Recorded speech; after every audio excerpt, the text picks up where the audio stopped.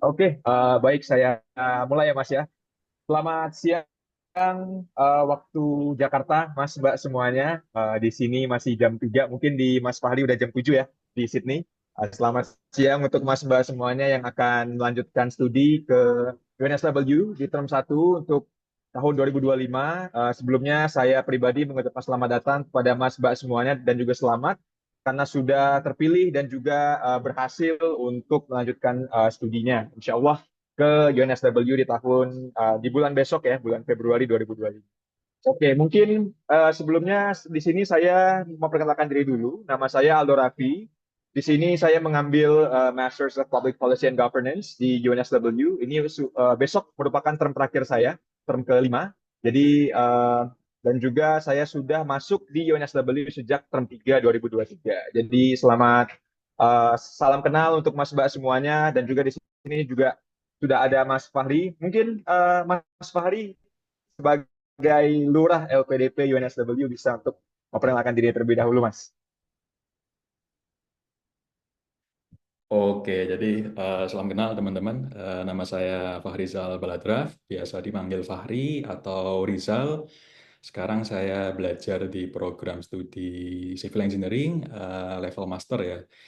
Sejak term 3, satu angkatan juga sama Aldo. Jadi saya estimasi selesai di term 2 2025 gitu. Jadi kebetulan juga saya sekarang dipercaya sebagai Lurah LPDP UNSW untuk periode 2024-2025.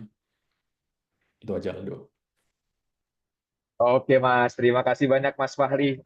Mungkin sebelumnya untuk agenda kita pada siang hari ini sama seperti sebelumnya. Kita nanti Mas Fahri akan memaparkan beberapa hal-hal penting yang perlu diketahui oleh Mas Mbak semuanya sebelum nanti berangkat ke Sydney di bulan Februari 2025 mengenai akomodasi, lalu kemudian bagaimana alur untuk kita mendaftar mata kuliah dan segala macamnya dan hal-hal seputar akademik dan juga non akademik. Jadi nanti setelah Mas Fahri melakukan pemaparan materi, mungkin Mas Mbak jika ada pertanyaan ya mengenai apapun itu terkait dengan keberangkatan, sebelum keberangkatan terutama nanti pada bulan Februari 2025, mungkin bisa langsung ditanyakan kepada Mas Fahri atau kepada saya seperti ini. Oke Mas Fahri, gimana Mas? Langsung kita mulai aja Mas Oke, pemaparan materinya Mas. Siap, Mas. Oke, kepada Mas Fahri, silahkan, Mas, untuk dijelaskan terlebih dahulu. Terima kasih, Mas.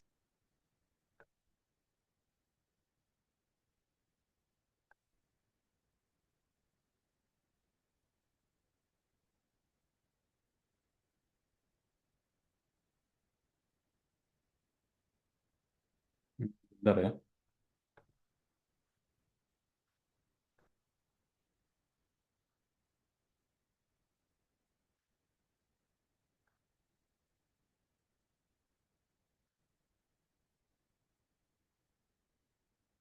Sudah kelihatan ini layar full screen-nya? Sudah, Mas. Sudah kelihatan, Mas. Sip. Sudah ke-share. Oke, Mas. Ya.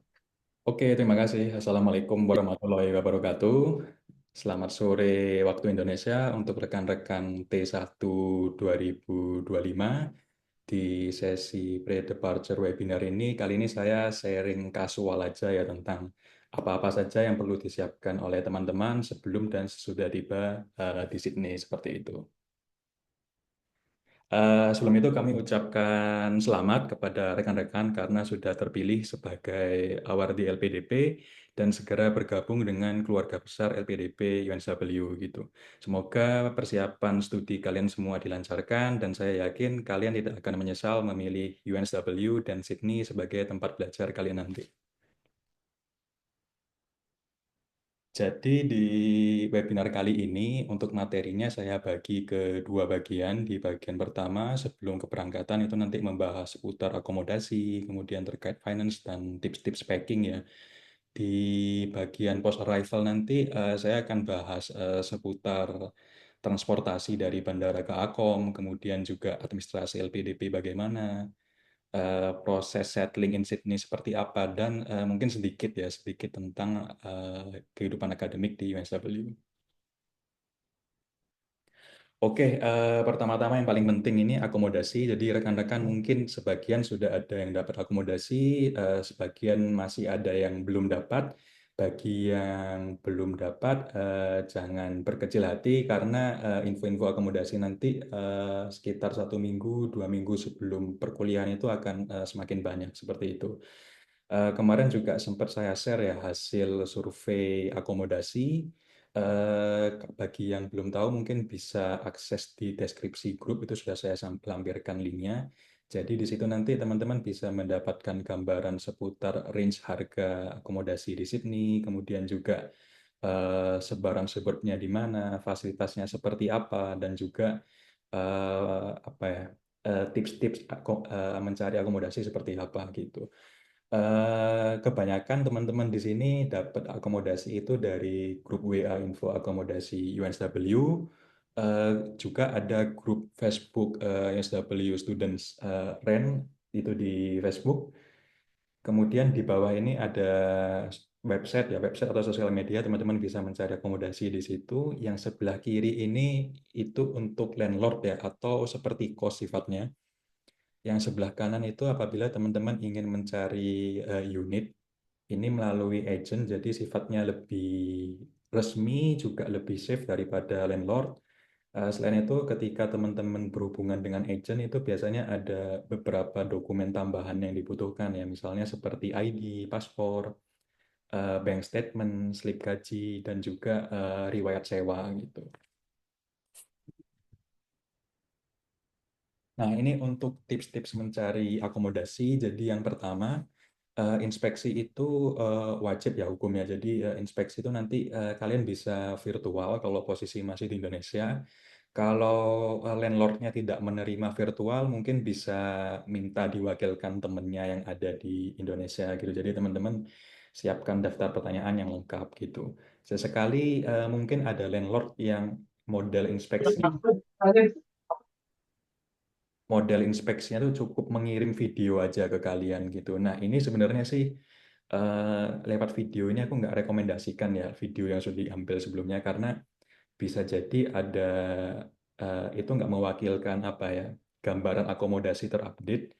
Juga barangkali ada semacam defek atau cacat yang terlewat di video itu gitu. Jadi sebaik mungkin sih teman-teman inspeksinya itu kalaupun online itu tuh secara real time gitu. Nah, kemudian setelah kalian melakukan inspeksi, nanti kalian akan diminta membayar uang bond. Jadi uang bond ini sebagai untuk mengunci nih, mengunci akomodasi yang kalian inspeksi itu sebagai milik kalian gitu. Nah, uang bond itu besarannya biasanya berkisar 2 sampai 4 minggu biaya sewa. Dan nanti setelah kalian selesai sewa di situ, uang bond itu nanti akan dikembalikan gitu. Jadi kalau misalnya kalian bisa mengembalikan kondisi akomodasi seperti semula ya, kembali bersih gitu, kemudian tidak ada kerusakan, itu nanti bisa dikembalikan utuh dari landlordnya. Selanjutnya untuk komponen pembayaran ya, itu juga bisa dipastikan apakah biaya rentnya itu sudah termasuk atau exclude bill gitu. Dan bill ini pun juga kadang walaupun include ya itu bisa juga sifatnya parsial gitu. Jadi mungkin dari landlord cuma menanggung $100 pertama untuk setiap bulannya, nanti excess dari itu ditanggung oleh tenantnya. Jadi semua itu harus jelas di awal. Selanjutnya housemates matter. Jadi di sini ini karena apa ya? Karakter dari teman-teman housemate itu juga perlu diperhatikan ya, karena saya sendiri kemarin itu di Akom pertama sampai pindah itu gara-gara housemate. Jadi waktu itu karena nggak kuat sama bau masakannya yang benar-benar strong setiap hari, saya terpaksa pindah gitu. Jadi karakter housemate, apakah dia eh, bersih, kemudian juga apakah dia nanti tipikal orang yang partikur misalnya, itu tuh bisa jadi salah satu pertimbangan teman-teman. Nah, untuk pembagian download konten itu juga perlu disepakati dari awal ya. Jadi, misalnya bagi yang tinggal di share house nih, misalnya ada kerusakan di oven atau kerusakan vacuum cleaner, itu nanti jadi tanggung jawab siapa untuk memperbaikinya. Kemudian bagi yang sewa rumah ya, misalnya hal-hal sepele seperti apa ya, potong rumput nih misalnya, itu tuh juga perlu disepakati jadi tanggung jawab siapa. Nah, nanti setelah kalian serah terima kunci dengan landlord, setelah tiba di sini, jangan istirahat dulu gitu. Jadi kalian dokumentasikan semua kondisi yang ada di kamar kalian gitu. Setiap pojoknya kalian dokumentasikan, ambil foto dan video gitu. Jadi pastikan jangan sampai ada cacat yang terlewat, cacat yang apa ya, diwarisi dari penyewa sebelumnya gitu. Karena nanti kalau ada yang terlewat, itu bisa menjadi khawatirnya bisa menjadi tanggung jawab kalian gitu. Dan kalau ada sesuatu yang aneh, segera klarifikasi ke landlordnya. Nah, kemudian kan minggu-minggu awal kalian di sini kan kalian cukup aktif ya, cukup aktif keliling-keliling Sydney untuk belanja dan lain-lain gitu. Untuk meminimalisir risiko hilang nih kunci gitu. Jadi sebisa mungkin pas awal tiba di sini kalian menggandakan kunci ini gitu. Karena kalau misalnya kunci akomodasi ini hilang, kemudian kalian harus panggil locksmith ke akomodasi kalian tuh biayanya cukup mahal gitu, bisa hampir $200 malah.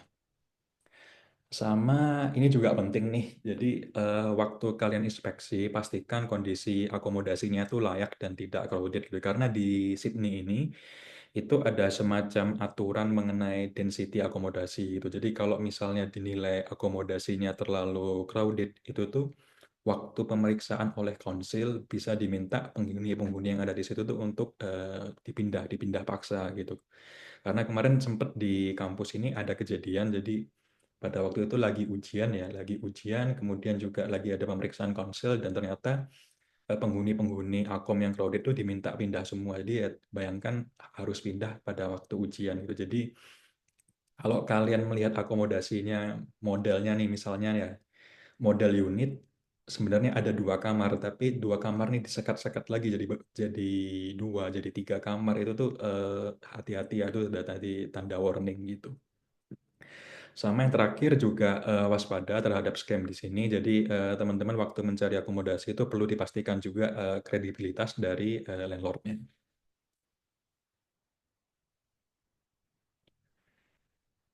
Terlepas dari tips-tips yang saya jelaskan sebelumnya, kita tentu tidak akan bisa mendapatkan akomodasi yang sempurna gitu. Bisa aja lokasinya itu strategis, tapi housemates-nya atau fasilitasnya itu agak kurang gitu. Nah, semisal kalian belum dapat akomodasi yang dicari, mungkin bisa dipertimbangkan untuk mencari suburb yang agak jauh dari kampus gitu.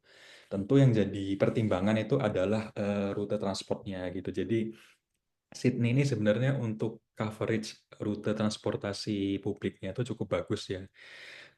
Tapi mungkin yang bisa dihindari itu rute transportasi yang kalian ini harus transit beberapa kali gitu. Jadi kalian misalnya bisa pilih beberapa akop, beberapa suburb yang agak jauh, misalnya seperti Mascot atau Rosebery, apalagi ya Sydenham, Wolli Creek. Itu tuh walaupun agak jauh, tapi aksesnya itu direct ke kampus gitu, cukup 1 kali transportasi aja. Jadi itu bisa jadi pertimbangan gitu. Sama di beberapa lokasi tertentu ya, misalnya di City. Di City ini sebenarnya generally cukup safe, tapi di malam hari itu kan di sana tuh cukup banyak homeless, kemudian juga kalau larut malam itu banyak orang-orang yang mabuk ya. Jadi hati-hati aja kalau di larut malam di lokasi-lokasi itu gitu. Nah, kalau kalian sampai detik-detik terakhir masih belum bisa dapat akomodasi gitu, jadi opsinya mungkin kalian bisa menumpang di akomodasi teman yang sudah dikenal di sini, atau kalian juga bisa sewa Airbnb bareng-bareng kolektif, dan juga kalian bisa tinggal di hostel-hostel gitu. Ini untuk finance, jadi pertama kalian bisa daftar akun bank sejak masih di Indonesia. Ini langsung aja saya sebut mereknya Combank, karena cabangnya cukup banyak dan lokasinya juga dekat kampus gitu. Mau pakai bank lain juga bisa, seperti ANZ, ada NAB, Westpac, dan lain-lain, tapi kebanyakan student di sini nih pakai Combank. Kemarin sih di PKPK terakhir ya itu disarankan menggunakan Mandiri Falas ya sama LPDP. Cuma saya sendiri belum familiar nih sama Mandiri Mandiri Falas, jadi belum bisa banyak komen tentang itu gitu. Tapi kalau terkait Kombank ini, kalian bisa daftar di Indonesia maksimal 14 hari sebelum berangkat. Pas daftar nanti kalian dapat semacam welcome letter gitu. Nah, setibanya di Sydney, welcome letter itu dibawa sembari membawa dokumen seperti visa, print visa, paspor, student ID, NPWP, dan nomor SIM card. Lalu akun Kombank itu bisa diaktifasi gitu. Nah, setelah diaktifasi, akun Combanknya itu bisa langsung digunakan. Jadi kalian kalau misalnya mau menggunakan pembayaran lewat NFC, wireless payment itu sudah bisa. Tapi untuk kartu fisik debitnya sendiri itu baru bisa diterima kurang lebih 7 hari kerja nih setelah aktivasi akun gitu. Jadi sambil menunggu kartu debit diterima, transaksi sehari-hari kalian bisa menggunakan cash, NFC, atau mungkin kalian sudah punya kartu debit atau kredit yang bisa buat tap on gitu. Selain itu, kalau kalian ingin menukar mata uang rupiah ke dolar atau sebaliknya itu bisa di aplikasi Wise atau Revolut. Nah, ini untuk booking, pastikan kalian cek aturan apa saja yang boleh dan tidak boleh dibawa ke Australia. Websitenya ada di sini, di website custom. Di sini aturannya juga daftarnya sudah cukup lengkap ya, tinggal dibaca aja. Sama nanti kalian di pesawat bakal dapat kartu ini, declaration form. Jadi diisi selengkap-lengkapnya. Di bagian sebelah kanan ini kalian nanti akan mendeklar barang-barang bawaan kalian. Kalau misalnya kalian ragu, cukup centang yes saja, nanti tergantung petugas customnya memutuskan apakah barang itu diizinkan atau tidak, seperti itu gitu. Save-nya sih di declare ya kalau ada yang ragu-ragu ya. Jadi kalau misalnya ternyata memang bakal di remove, kalian tidak akan dapat denda. Tapi kalau kalian miss, nggak declare, dan ternyata ada barang yang harus di remove, itu nanti kalian bisa kena denda gitu. Sama tips praktisnya, barang-barang yang di-declare tuh bisa ditempatkan di satu package, jadi waktu dibongkar-bongkar itu kalian nggak ribet seperti itu. Nah, ini barang-barang khas Indonesia yang sebenarnya banyak dijual di Sydney gitu. Jadi di sini ini di sekitar kampus malah itu banyak toko-toko Indonesia yang jual bahan-bahan seperti bumbu, sambal, copek pun juga dijual gitu. Jadi kalian nggak perlu khawatir bakal kesulitan cari bumbu-bumbu masakan khas Indonesia di sini. Ini informasi untuk strategi teman-teman aja, packingnya gimana. Jadi mungkin teman-teman bisa menghindari nih nggak usah membawa Indomie terlalu banyak atau abon terlalu banyak, gitu. Karena di sini nih sebenarnya sudah dijual semua gitu dan gampang dicari. Ini essential kits yang perlu dibawa. Jadi bagi teman-teman yang sedang mengkonsumsi obat-obatan atau antibiotik itu harus disertakan resep dokter ya, dan itu nanti di-declare. Resep dokternya ini pakai bahasa Inggris. Jadi teman-teman kalau resep dokter yang sekarang ini pakai bahasa Indonesia bisa ditranslate sendiri, nanti bisa minta tanda tangan ke dokter atau kliniknya gitu. Nah, berikutnya bagi yang berkacamata jangan lupa untuk bawa backupnya karena harga kacamata di sini sayangnya agak mahal gitu. Sama jangan lupa juga bawa pakaian khas Indonesia kayak batik atau kebaya misalnya karena di sini nanti ada beberapa acara yang dress code-nya itu pakai batik misalnya acara-acara di KJRI. Kemudian bagi yang muslim perlengkapan ibadah juga bisa dibawa karena toko yang menjual sajadah, mukena dan lain-lain itu lokasinya cukup jauh dari kampus. Selanjutnya untuk travel adapter juga wajib dibawa. Eh, saya rekomendasikan stop kontak universal semacam ini. Jadi dalam satu stop kontak itu kalian bisa pasang colokan Indo dan Aussie sekaligus gitu.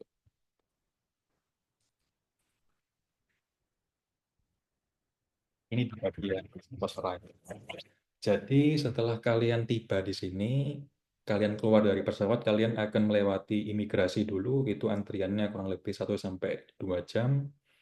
Setelah dari imigrasi baru kalian bisa ambil barang bagasi gitu. Jadi karena kadang-kadang nih terlalu lama di imigrasi, barang bagasi kalian tuh biasanya dipindahkan. Jadi kalau misalnya di karuselnya itu nggak ada, jangan panik, hubungi petugasnya. Biasanya sih ditempatkan di sudut tertentu gitu. Setelah kalian ambil bagasi, selanjutnya kalian nanti akan melewati pemeriksaan custom. Ini pemeriksaannya juga cukup cepat sih sebenarnya. Setelah dari custom, nanti kalian selanjutnya bisa langsung ke akomodasi kalian gitu.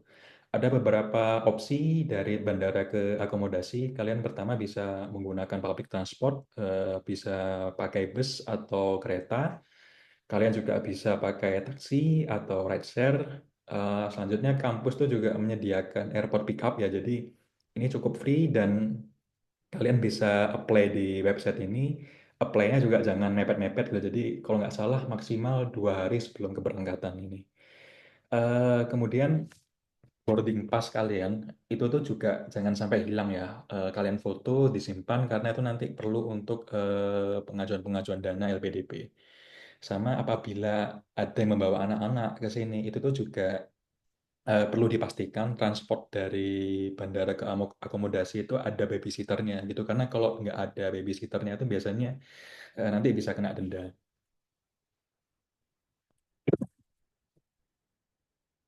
Untuk lapor diri ini sebenarnya prosesnya cukup mudah. Jadi kalian pertama buat akun di Peduli WNI di websitenya Kementerian.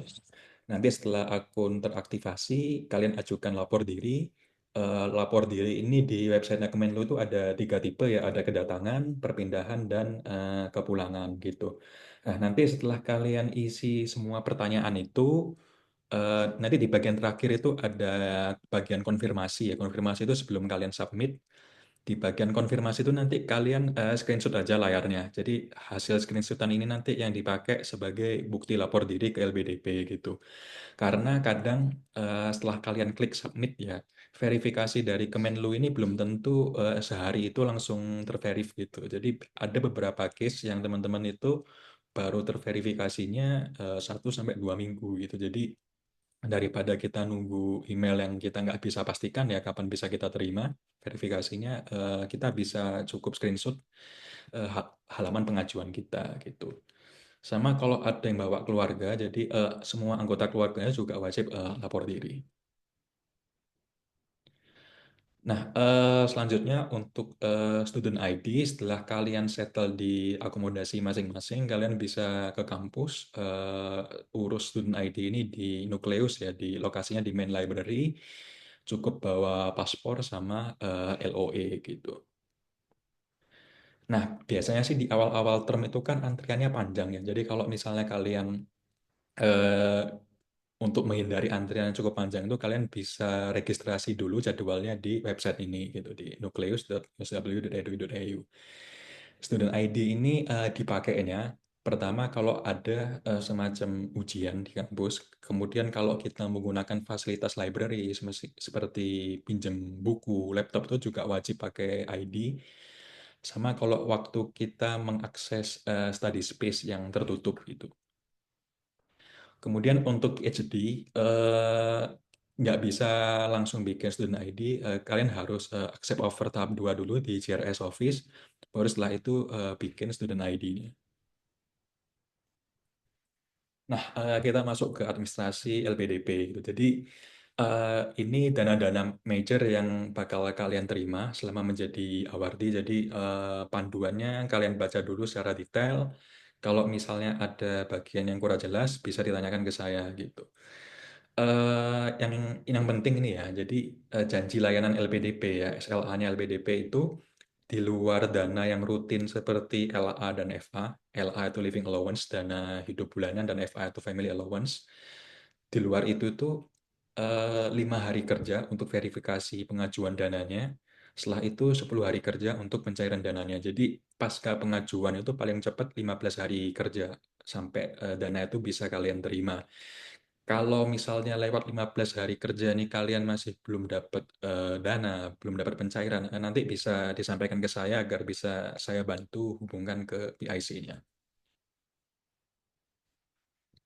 Nah, setelah kalian tiba kan nanti kalian akan mengurus 3 komponen dana ini ya. Jadi settlement allowance tahap 2, living allowance, dan book allowance gitu. Nah, pertama-tama sebelum kalian mengajukan itu nanti kalian lengkapi data rekening luar negeri. Nanti di menu pencairan beasiswa di bagian rekening kalian bisa upload welcome letter di isian buku tabungan. Selanjutnya kalian nanti ajukan dana SA2 dan book allowance masing-masing di menu pencairan beasiswa di pengajuan beasiswa. Nah, untuk dokumen apa saja yang diupload itu ada listnya di sebelah kanan. Jadi kalian bisa upload enrollment letternya, boarding pass, sama bukti lapor diri. Nah, selanjutnya untuk living allowance ini ada sedikit perubahan setelah 20 November kemarin. Jadi mekanismenya kalian buat term baru di menu laporan di bagian perkembangan studi. Nanti setelah laporan itu disetujui, dana LA kalian akan dicairkan secara otomatis setiap 3 bulan sekali untuk bulan pertama sampai bulan 9 studi kalian gitu. Nah, untuk apa saja yang perlu diupload di menu LA ini, nanti kalian bisa upload SKMA dan KRS, kronologi dan progres studi, dan transkrip. Nah, contoh-contoh dokumen ini kalian nggak perlu bingung, semuanya sudah ada contohnya di Linktree grup LPDP.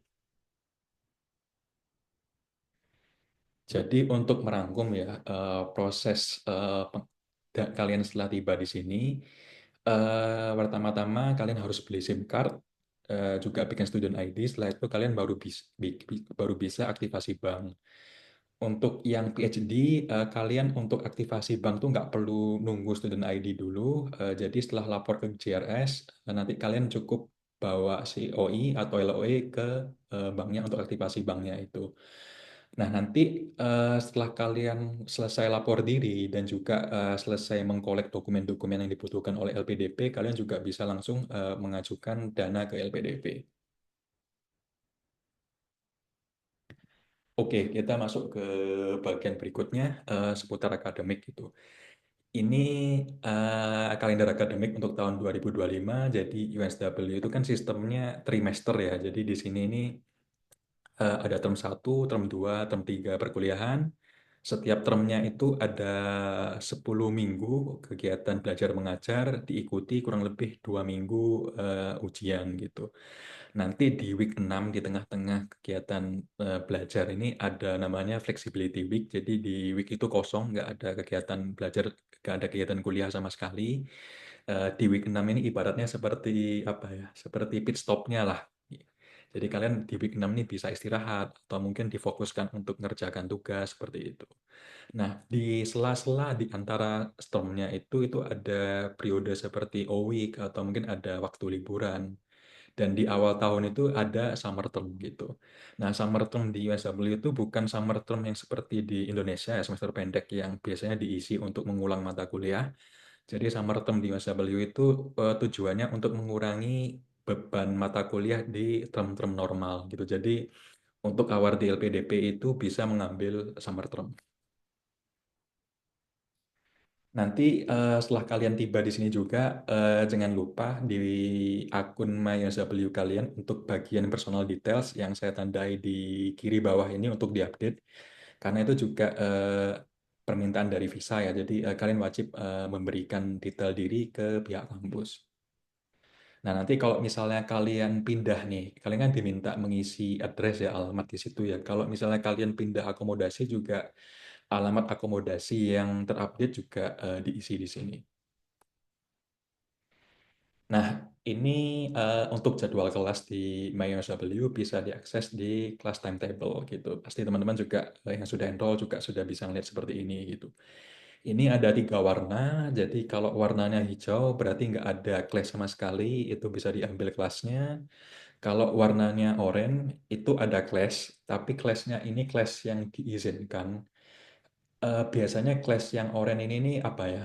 Eh, Kalau bentroknya itu sesama lecture karena lecture di MSW itu ada recordingnya, jadi nggak masalah kalau di skip salah satunya gitu.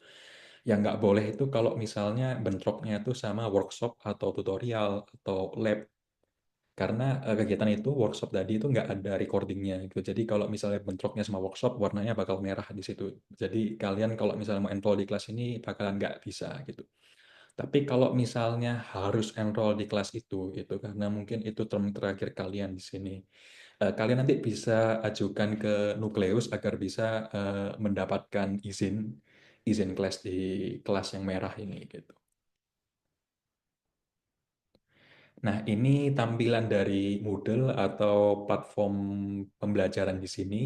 Jadi di Moodle ini nanti kalian bisa berdiskusi sama dosen, kemudian juga kalian bisa mengakses dan mendownload rekaman materi-materi kuliah, bahan-bahan ajar juga semua ada di sini. Sama upload tugas-tugas itu juga di sini gitu. Jadi one stop-nya semuanya itu ada di Moodle gitu. Nah, nanti di awal kegiatan kuliah kalian di sini ini yang paling penting kalian amati itu adalah dokumen course outline atau kalau di Indonesia ini seperti dokumen kontrak perkuliahan ya.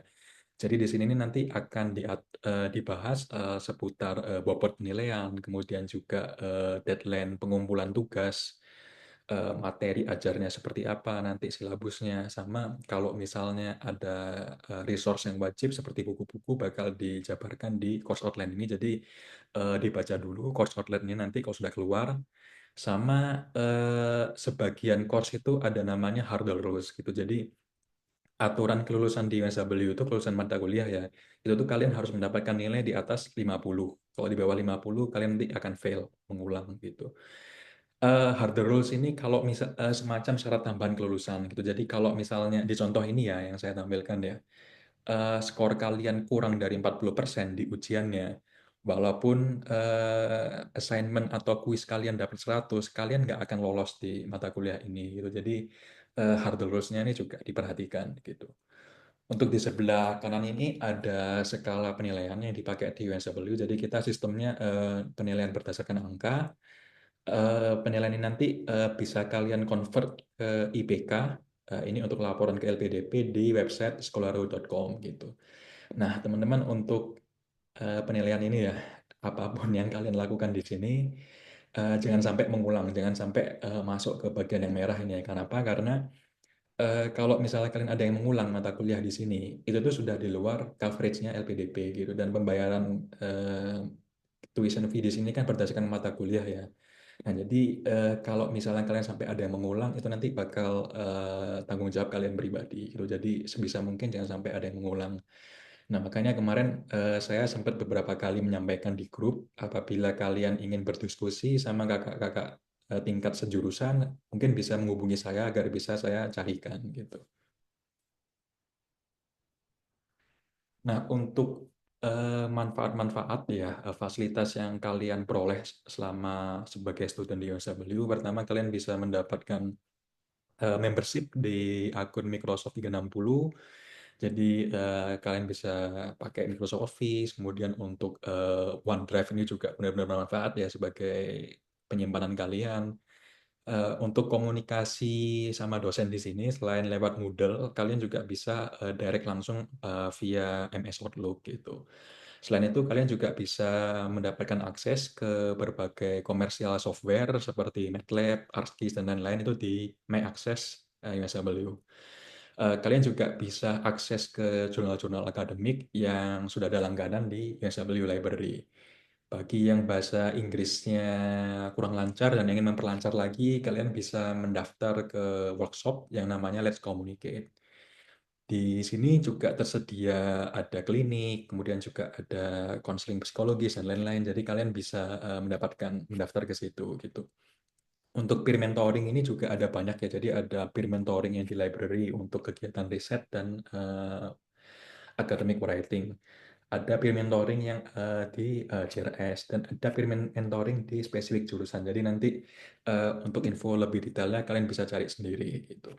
Kemudian ini juga ada yang lumayan menolong, ada Food Hub. Jadi Food Hub ini semacam sembako gratis ya. Jadi itu setiap hari Senin, Rabu, sama Jumat kalian bisa mendaftar dulu di websitenya. Nanti kalian bisa mendapatkan bahan-bahan makanan gratis seperti susu, roti, atau biskuit gitu. Kemudian ini juga nggak banyak orang yang tahu ya, tapi di USW itu ada yang namanya financial hardship grant gitu. Jadi semisal kalian benar-benar kepepet nih secara finansial gitu, kalian nanti bisa apply ke sini setelah diskusi sama student advisor gitu. Nah, untuk grant ini nih bisa dipakai misalnya untuk pembayaran akomodasi gitu, karena kan kadang ada beberapa teman-teman yang mungkin mengalami force major ya, atau mungkin kemarin belum sempat mengajukan dana ke LPDP sampai terlambat dan benar-benar nggak ada dana pegangan, itu bisa mengajukan grant ke MSW gitu. Cuma ini nggak bisa ya untuk student yang baru term pertama di MSW, itu baru bisa kalau nggak salah di term kedua dan term berikutnya. Dan juga kalian juga bisa apply, ada semacam workshop penulisan akademik, bisa apply ke email ini ya yang saya lampirkan. Mungkin bagi teman-teman yang ingin menjalin networking, di USW itu juga variasi klubnya, komunitasnya itu juga cukup banyak. Pertama di sini ada Art Club, jadi di dalam art itu ada berbagai komunitas ya, mulai dari komunitas berbasis hobi seperti fotografi itu, atau mungkin komunitas olahraga, komunitas profesi, itu kurang lebih ada 400 klub di situ. Jadi bagi yang tertarik nanti bisa kunjungi websitenya ARK ini. Nah, di luar ARK itu nanti juga ada komunitas berbasis agama, yang ada di USW itu ada tiga, ada Islamic Society, ada Unibers, sama ada USW Catholics gitu.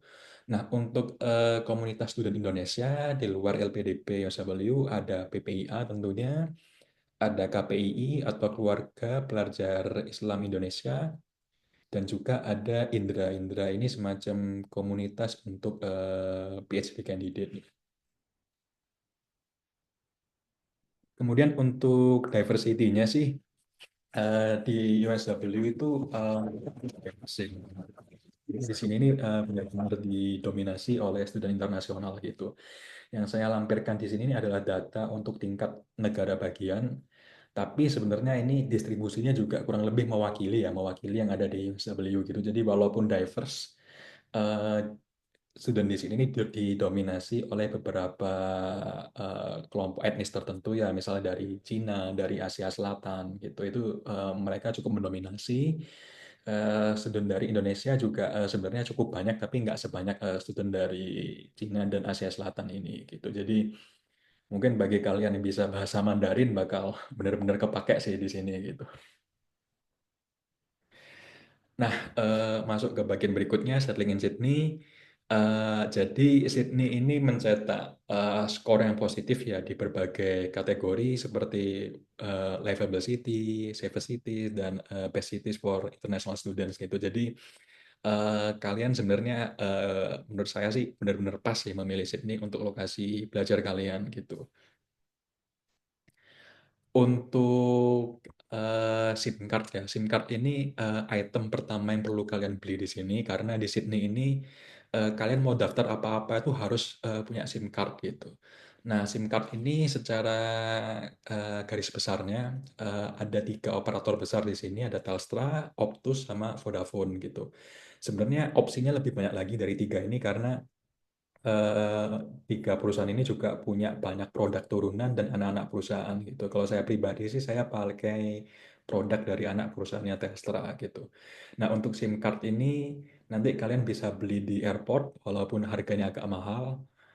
Bisa beli juga di toko-toko grocery, bisa beli di Australia Post dan langsung ke provider stores-nya. Nah, untuk public transport di Sydney ini coverage-nya juga cukup luas. Variasinya juga cukup banyak. Jadi ada bus, kemudian untuk berbasis kereta, berbasis rel itu ada rail, ada train, sama ada metro. Juga ada ferry itu yang bakalan sering kalian pakai dan terkoneksi langsung ke kampus itu adalah bus sama light rail. Nah, untuk pembayarannya nanti kalian bisa menggunakan kartu Opal. Ini khusus untuk membayar kartu transport di sini. Opal ini untuk satu tingkat negara bagian ya, se-New South Wales. Selain kartu Opal, kalian juga bisa menggunakan kartu debit kalian, asalkan kartu itu punya fitur tap on gitu. Nah, sebenarnya nggak ada perbedaan dua kartu ini. Untuk tarifnya sama bonusnya tetap sama, tapi mungkin bedanya sih ketika kalian menggunakan kartu debit ya, eh, yang ditagihkan ke debit kalian itu $1 dulu gitu. Nanti sisanya baru ditagih 1 minggu berikutnya. Kalau Opal itu instan, semuanya ditagih pada saat itu juga. Nah, untuk di Greater Sydney area sendiri itu juga ada cap-nya ya. Jadi untuk hari Senin sampai hari Kamis maksimal biaya transport yang kalian keluarkan selama 1 hari itu $18,7 gitu. Jadi nggak bakalan lebih dari itu.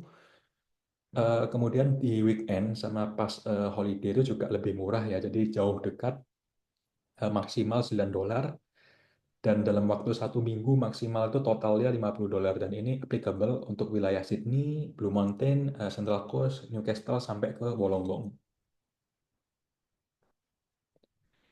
Nah, nanti setelah kalian tiba di Sydney, kalian bisa mengaktifkan asuransi kalian. Itu bisa melalui aplikasi Medibank-nya, bisa melalui websitenya, atau bisa datang langsung ke kantor Medibank yang ada di Blockhouse gitu.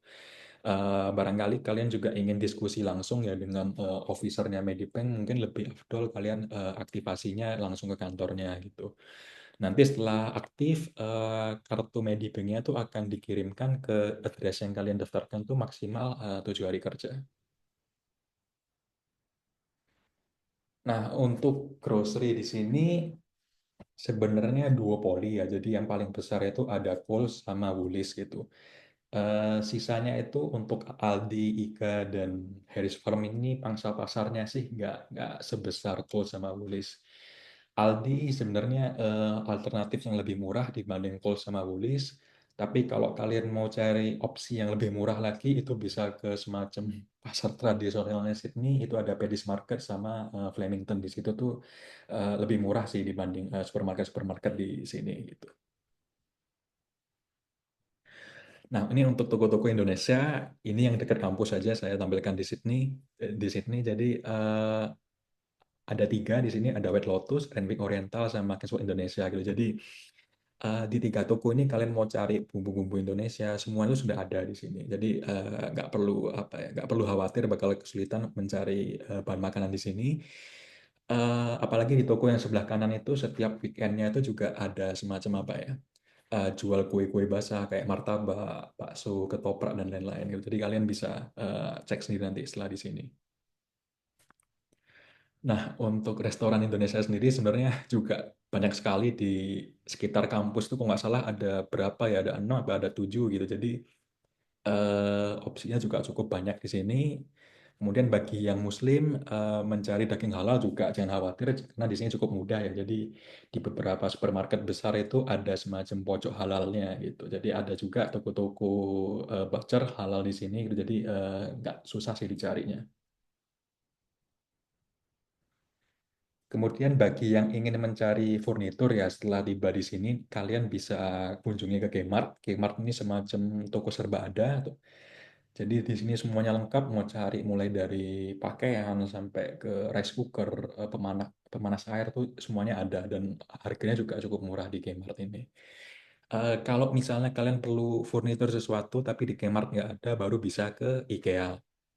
Nah, untuk stationery, misalnya kalian mau cari alat tulis, kalkulator, printer, dan lain-lain tuh bisa ke Officeworks, di situ cukup lengkap. Kemudian kalau misalnya kalian butuh ngeprint sesuatu nih, ngeprint atau menjilid sesuatu itu bisa di Officeworks ini gitu. Untuk toko buku juga yang besar itu ada Kinokuniya sama Daimax itu di City. Di kampus juga ada bookshop ya gitu. Jadi untuk buku sih sebenarnya gimana ya? Kalian bakalan jarang beli di sini ya karena untuk opsinya tuh sudah cukup banyak di library jadi bisa dipinjam. Kemudian kan di LPDP juga ada book allowance, tadi saya lupa menjelaskan. Book allowance itu sebenarnya nggak harus untuk dibelikan buku gitu, jadi nggak ada pertanggungjawabannya. Jadi kalau misalnya kalian mau pakai biayanya untuk tambahan beli laptop atau misalnya mau dipakai buat daftar course di luar kampus, itu tuh bebas gitu. Jadi nggak harus dipakai untuk beli buku gitu. Sama kalau misalnya kalian ingin benar-benar beli buku nih, kalau opsi seperti Kinokuniya sama Dimex itu kan agak mahal ya. Kalau mau lebih irit sih bisa di Glip sama Newton. Di situ tuh opsinya lebih murah, juga lebih lengkap sih dibanding toko-toko di atas. Nah, untuk praying room sendiri ya di kampus ya. Jadi kampus kita tuh kan terbagi ke 2 bagian ya, ada lower campus sama upper campus gitu. Nah, di sini nih pusat religiusnya di MSW itu ada di Square House gitu. Jadi di Square House itu ada musola, ada kantornya ISOC di situ, kantornya Catholic Society sama Buddhist Society di situ. Jadi di Square House lantai 4. Jadi bagi teman-teman yang ada di lower campus dan ingin sholat misalnya nanti bisa ke Square House di lantai 4. Untuk sholat Jumat sepanjang tahun jam 1 siang itu dilakukan di fitness center di lapangan basket gitu. Itu sepanjang tahun. Jadi kalau misalnya ada hari-hari tertentu yang hari libur, misalnya jangan khawatir tuh biasanya tetap berjalan di fitness center ini. Di upper campus itu juga ada satu musola kecil di gedung Biological Science yang bisa kalian pakai. Tapi ini kayaknya kalau di atas jam 6 sore itu sudah tutup sih akses gedungnya, jadi nggak bisa diakses gitu. Kalau misalnya kalian kepepet harus sholat dan nggak bisa mengakses ruangan-ruangan ini, mungkin kalian bisa cari ruangan-ruangan yang kosong, kelas-kelas yang kosong. Karena kan di sini ini jadwal kuliahnya itu jam-jam genap ya, jam 1, jam 2, jam 3. Kalau misalnya kalian dapat ada lihat kelas yang jam setengah 2 kosong nih misalnya, itu bisa dipastikan sampai jam 2 itu bakalan tetap kosong gitu. Jadi kalian bisa sholat di kelas itu, gitu, kelas yang kosong gitu. Kemudian juga bagi yang ingin mencari lokasi sholat di luar kampus, yaitu kalian nanti bisa cek di websitenya GoPray, di situ cukup lengkap. Ada musola dan lokasi-lokasi sholat Jumatnya di situ cukup lengkap. Nah, ini untuk gambaran pengeluaran nih di Sydney. Ini saya ambil untuk satu orang ya, untuk single person ya. Jadi untuk akomodasi rata-rata itu sekitar 250 sampai 350 per weeknya. Untuk transport seperti yang saya jelaskan tadi itu maksimal $50 per weeknya. Kemudian untuk groceries ini variasi ya, tapi rata-rata sih sekitar 50 sampai 100 pengeluarannya. Untuk makan di luar itu maksimal nih, oh maksimal, biasanya tuh sekali kunjungan 15 sampai $25.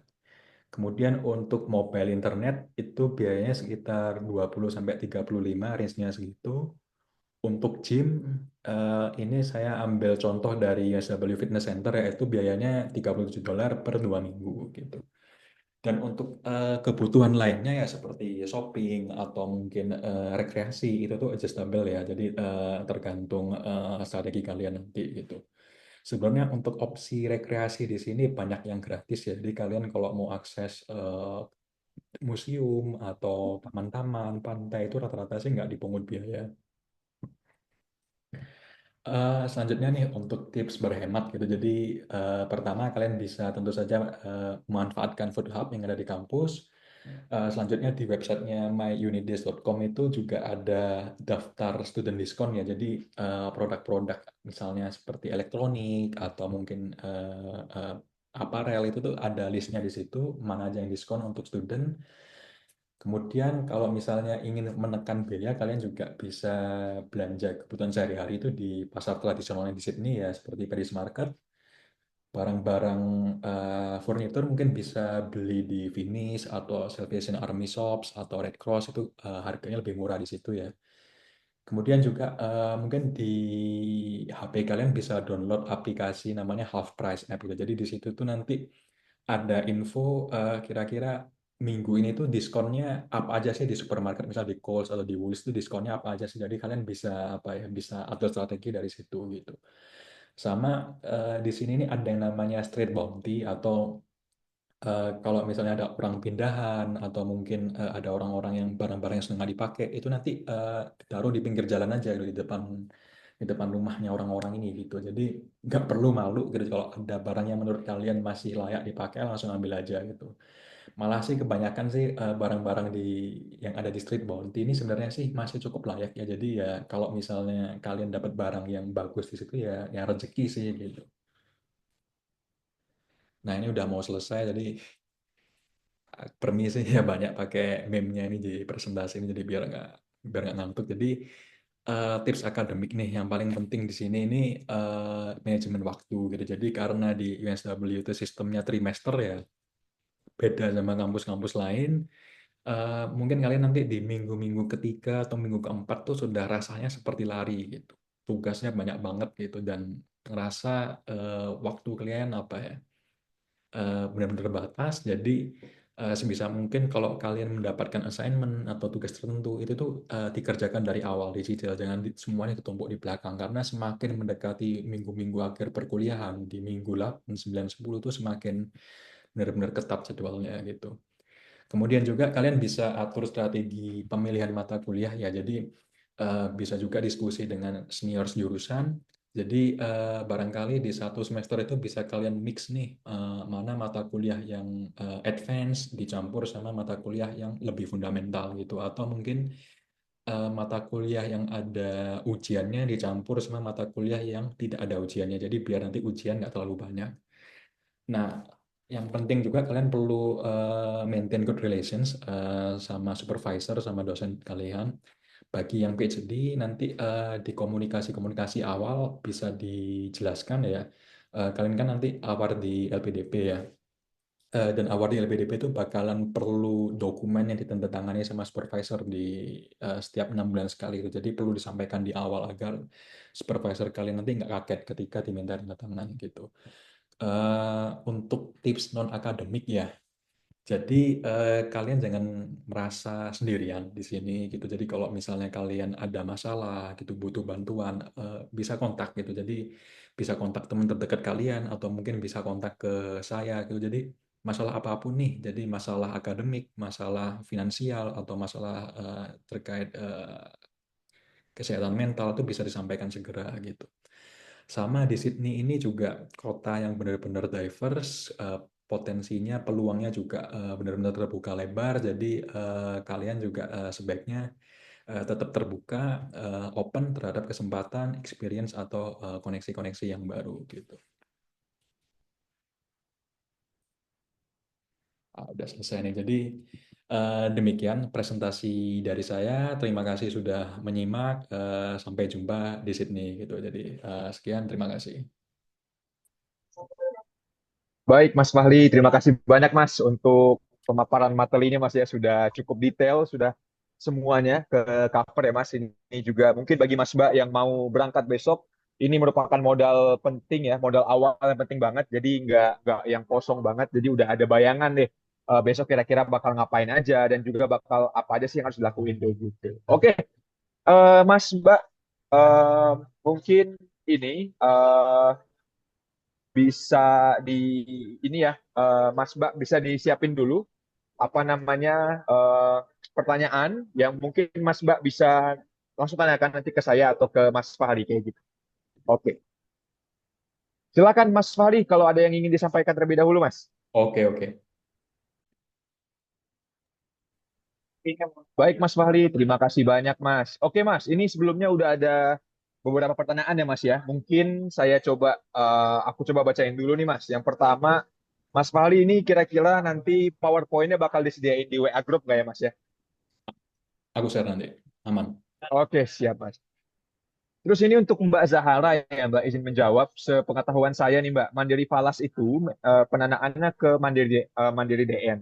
Tapi kalau seandainya sudah ada nanti ya Mbak, Mbak mungkin bikin rekening di Australia, di Commonwealth atau di apa namanya di Saint George dan lain-lain itu, nanti bisa langsung diubah aja Mbak, diubah penanaannya. Jadi nanti uang living allowance bakal langsung masuk ke rekening luar negeri. Jadi udah nggak asal kepotong lagi ke rekening dalam negeri kayak gitu. Jadi once sudah dapat rekening Australia langsung diubah aja rekeningnya di akun LPDP. Terus nanti uang LA kita akan langsung masuk ke rekening LN, rekening luar negeri sesuai dengan bank yang kita pilih kayak gitu. Oke, terus ini ada juga nih Mas Fahri pertanyaan dari Mbak Zahara.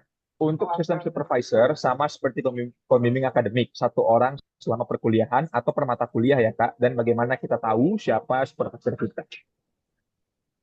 Mas Oke. Fahri mungkin mau jawab dulu Mas? Kalau sebenarnya sih setiap mata kuliah itu ada semacam course convener-nya ya. Jadi ada penanggung jawabnya. Kalau misalnya kalian ada kendala atau ada sesuatu nanti bisa langsung diskusi ke convener-nya. Jadi bisa jadi satu matkul itu dosennya ada banyak gitu. Di minggu 1 sampai 3 dosennya A, minggu 4 sampai 5 dosennya lain lagi gitu. Tapi nanti biasanya ada satu penanggung jawab utamanya gitu. Nah, untuk supervisor buat yang S2 ya, nanti kan ada beberapa jurusan yang di tahun terakhir tuh kalian bakal ada tesis nih. Nah, supervisornya itu nanti kalian cari sendiri di jurusan gitu. Biasanya sih di setiap jurusan nanti ada semacam intranetnya ya. Nanti ada info-info topik-topik tesis yang mungkin apa ya ditawarkan sama lecture kalian di situ tuh bisa bisa jadi inspirasi sih untuk topik-topik tesis gitu.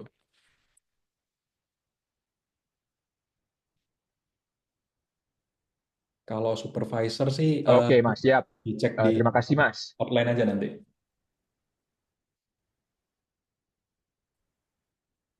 Iya, Mbak Zahra, bener banget, Mbak. Jadi nanti bakal ada nih, Mbak, course convener-nya. Itu biasanya nanti dosen kepala ya, Mas ya, kurang lebih ya, di setiap mata kuliah. Jadi itu nanti bisa dijadikan acuan kalau seandainya Mbak Zahra ada pertanyaan follow up mengenai mata kuliah atau semacamnya kayak gitu ya, Mbak. Oke. Terus untuk dari Mas Adril, ini izin memastikan berarti lapor diri cukup online ya, Mas. Cukup online aja. Mas nanti langsung lapor diri ke website Kemlu, tapi memang cukup lama ya, Mas Fahri ya, sekitar aku sendiri sekitar 2-3 bulan Mas baru baru di approve. Jadi nanti jangan jangan risau, jangan takut Mas Mbak karena nanti memang cukup lama, memakan waktu banget dan aku aja tuh tiga tiga bulan lah kayaknya baru diterima kayak gitu Mas. Aku waktu itu langsung, Oke, terus oh iya Mas, aku tiga bulan langsung. Mas serius tiga Ya. bulan apa apa 2 bulan gitu Mas lama pokoknya Mas. Oke, dari Mas Adi nih, apakah recommended untuk mencari akomodasi via medsos, Facebook dan lain-lain? Barangkali ada tips-tips untuk cari akom via medsos dari senior sekalian, takut kena tipu. Kalau aku izin jawab dulu ya Mas ya. Kalau saya pribadi sih Mas, memang kadang kan kita nggak ada yang tahu ya Mas ya. Teman-teman aku juga banyak nih yang coba dari medsos dan works out. Tapi memang kalau Mas Adi mau cukup aman, memang sih kalau ada kenalan nih Mas ya, ada kenalan misal di Sydney yang bisa disuruh inspek langsung itu lebih baik. Tapi kalau enggak, memang rada tricky ya Mas Fahri ya sebenarnya ya.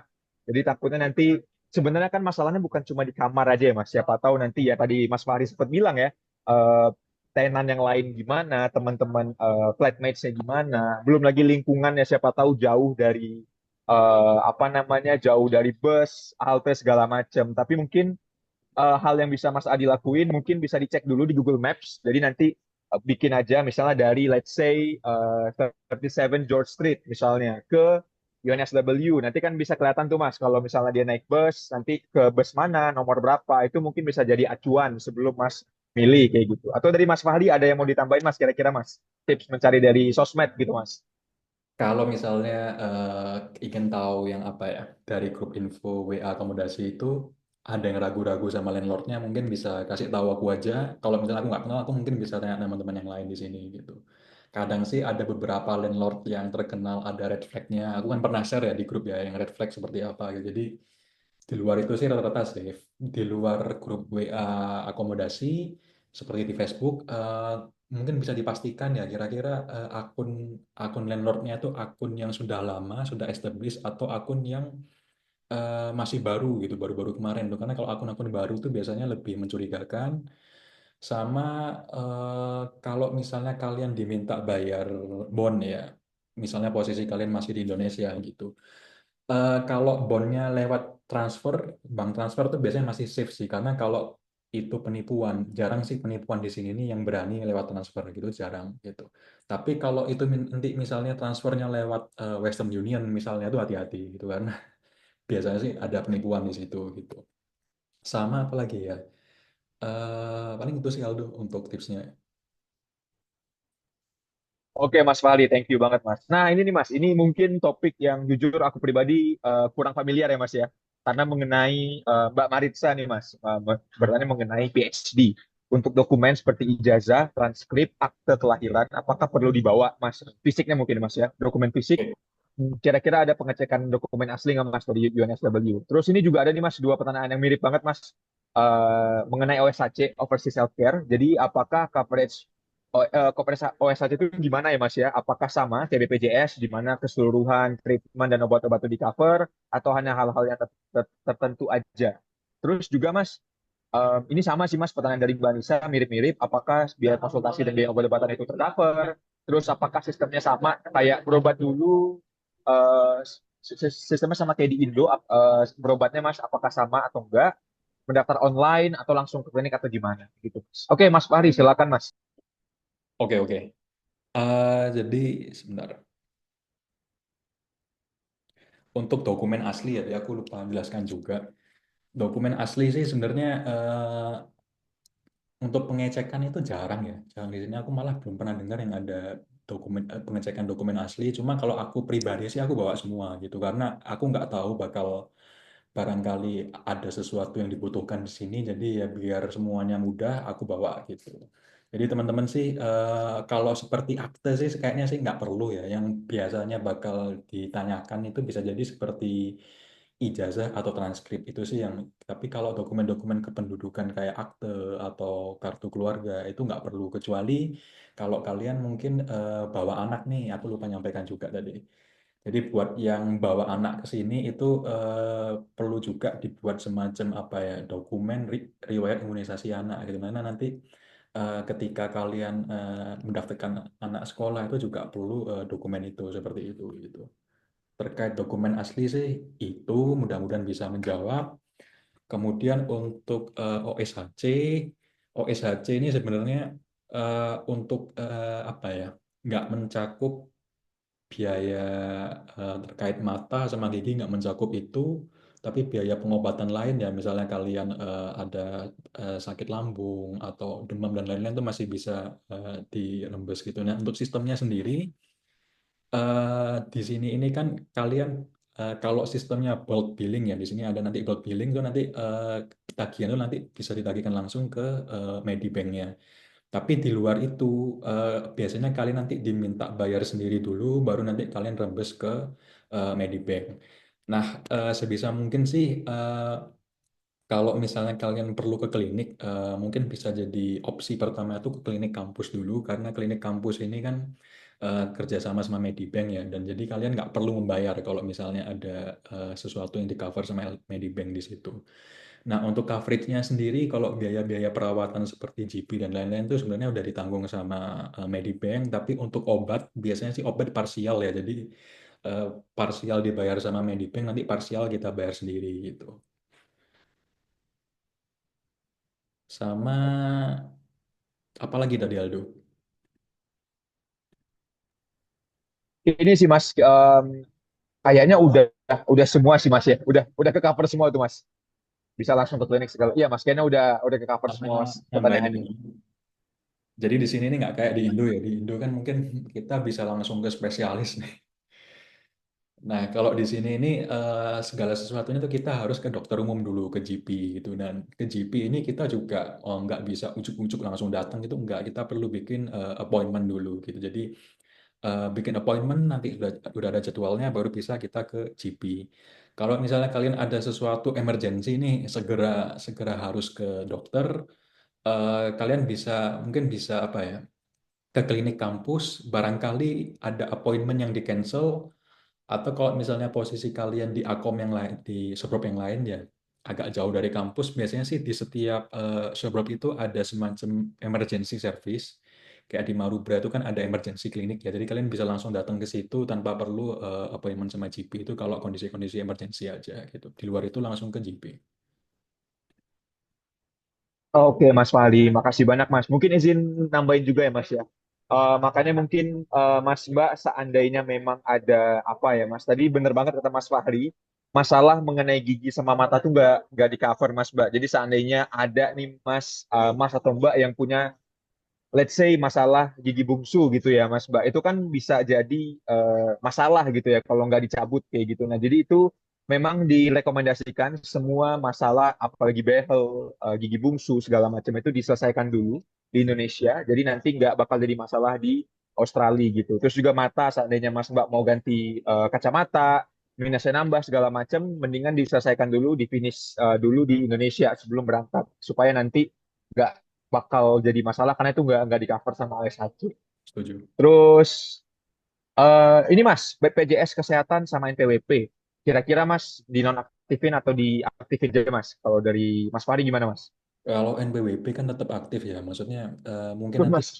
di SPT bisa mengisi lagi kegiatan lagi kuliah ya. Tapi kalau untuk BPJS itu sementara bisa aktifkan. Oke. Ya. Mungkin ini Mas next juga Mas. Tadi dari Mas Alda Mayo. Izin bertanya Mas, untuk financial hardship grant itu sifatnya beneran grant atau mungkin malah loan Mas? Kalau dari Mas Fahri gimana Mas? So far sih sebenarnya nggak langsung disetujui ya. Jadi pertama kalian sebelum mengajukan itu ke advisor dulu. nanti dari advisornya arahannya gimana gitu. Kalau misalnya memang bentuknya loan ya bakal loan, atau kalau malah bisa juga bentuknya grant gitu. Jadi nanti tergantung hasil diskusi sama advisornya gitu. Karena syaratnya mengajukan grant ini kita harus diskusi dulu sama advisor gitu. Nanti advisor yang menentukan seberapa perlu kita terhadap grant ini. Oke, Mas. Terima kasih banyak nih, Mas. Oke, ini dari Mas Luhde, Mas. Ini mungkin lumayan lumayan banyak ya, Mas. Jadi ada 4 pertanyaan nih, Mas. Mas, ada do's and don'ts nggak kalau seandainya mau pakai sepeda sebagai transportasi? Terus yang kedua, jadwal student ID di Nukleus itu perlu data nomor HP, apakah harus nomor Australia? Terus Mas, yang ketiga, airport pickupnya UNSW, apakah covernya sampai ke Ace Garden? Dan yang terakhir, sepengetahuan Mas Wahri, setelah pemadaman pemadaman NPWP itu apakah perlu kartu baru? Karena tadi diperlukan. Oke Mas, silakan Mas.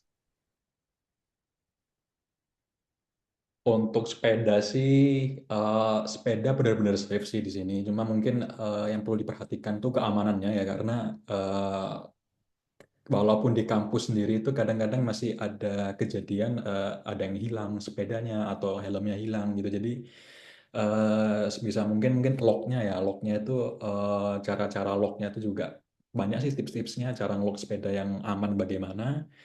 Sama Sydney ini sebenarnya apa ya? Apalagi Sydney sekitaran Randwick ya, wilayah-wilayah Randwick itu naik turun gitu, bukan bukan yang benar-benar flat gitu. Jadi ya kalau misalnya naik sepeda ya rekomendasi sih, kalau misalnya kalian bakal sering banget naik sepeda di sini, ya rekomendasi pakai sepeda listrik gitu. Harganya sih ya sebenarnya banyak yang murah ya, kalau dicari di marketplace itu 500 itu sudah bisa sih untuk sepeda listrik gitu.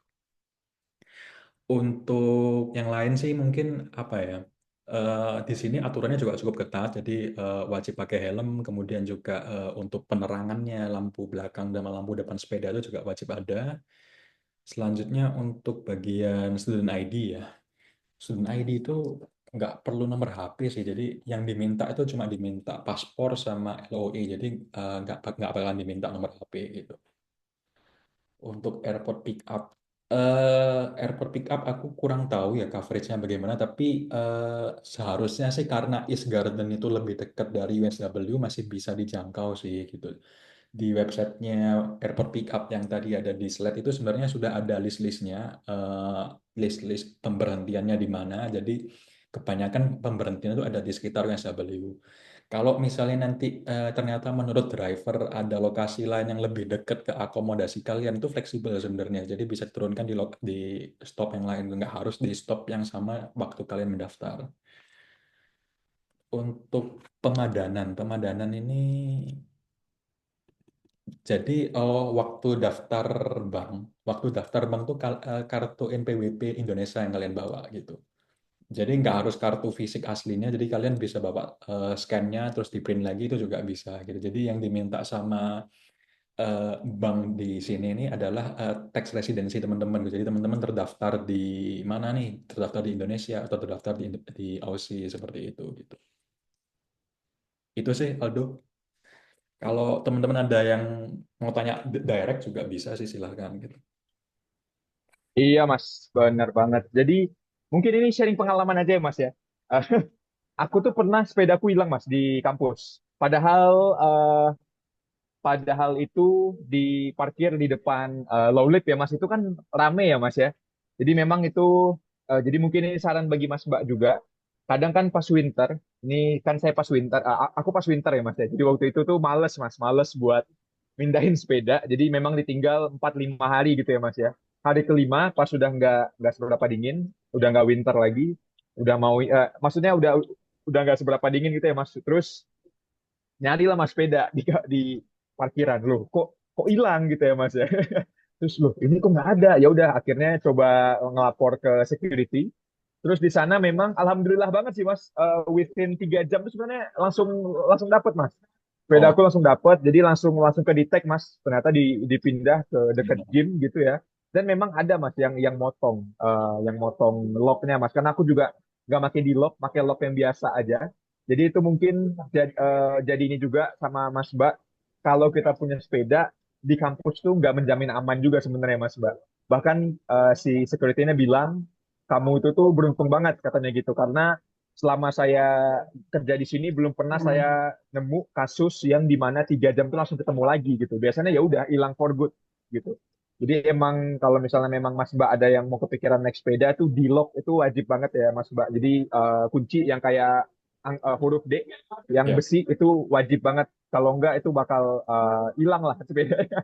Bahkan di kampus pun benar kata Mas Fahri tadi lampu saya pernah hilang, lampu aku pernah hilang, Mas helm pernah hilang juga gitu. Jadi nggak yang menjamin lah walaupun di negara maju gitu ya Mas ya. Jadi Ya, nggak nggak menjamin itu bakal aman banget. Oke, dari Mas Lude ya udah listrik. Mas, udah terima kasih gitu Mas. Sama-sama Mas Lude. Ada listrik itu kan ada baterainya tuh. Kalau Hmm, temen ke luar kampus nih, misalnya berhenti di Kohl's atau di Woolies atau di mana lah, kalau bisa baterainya diamankan juga dibawa masuk gitu. Sering dicongkel orang soalnya. Kalau di kampus yang paling aman nih itu ada bike store. Jadi bike store tuh lokasinya di dekat parkir.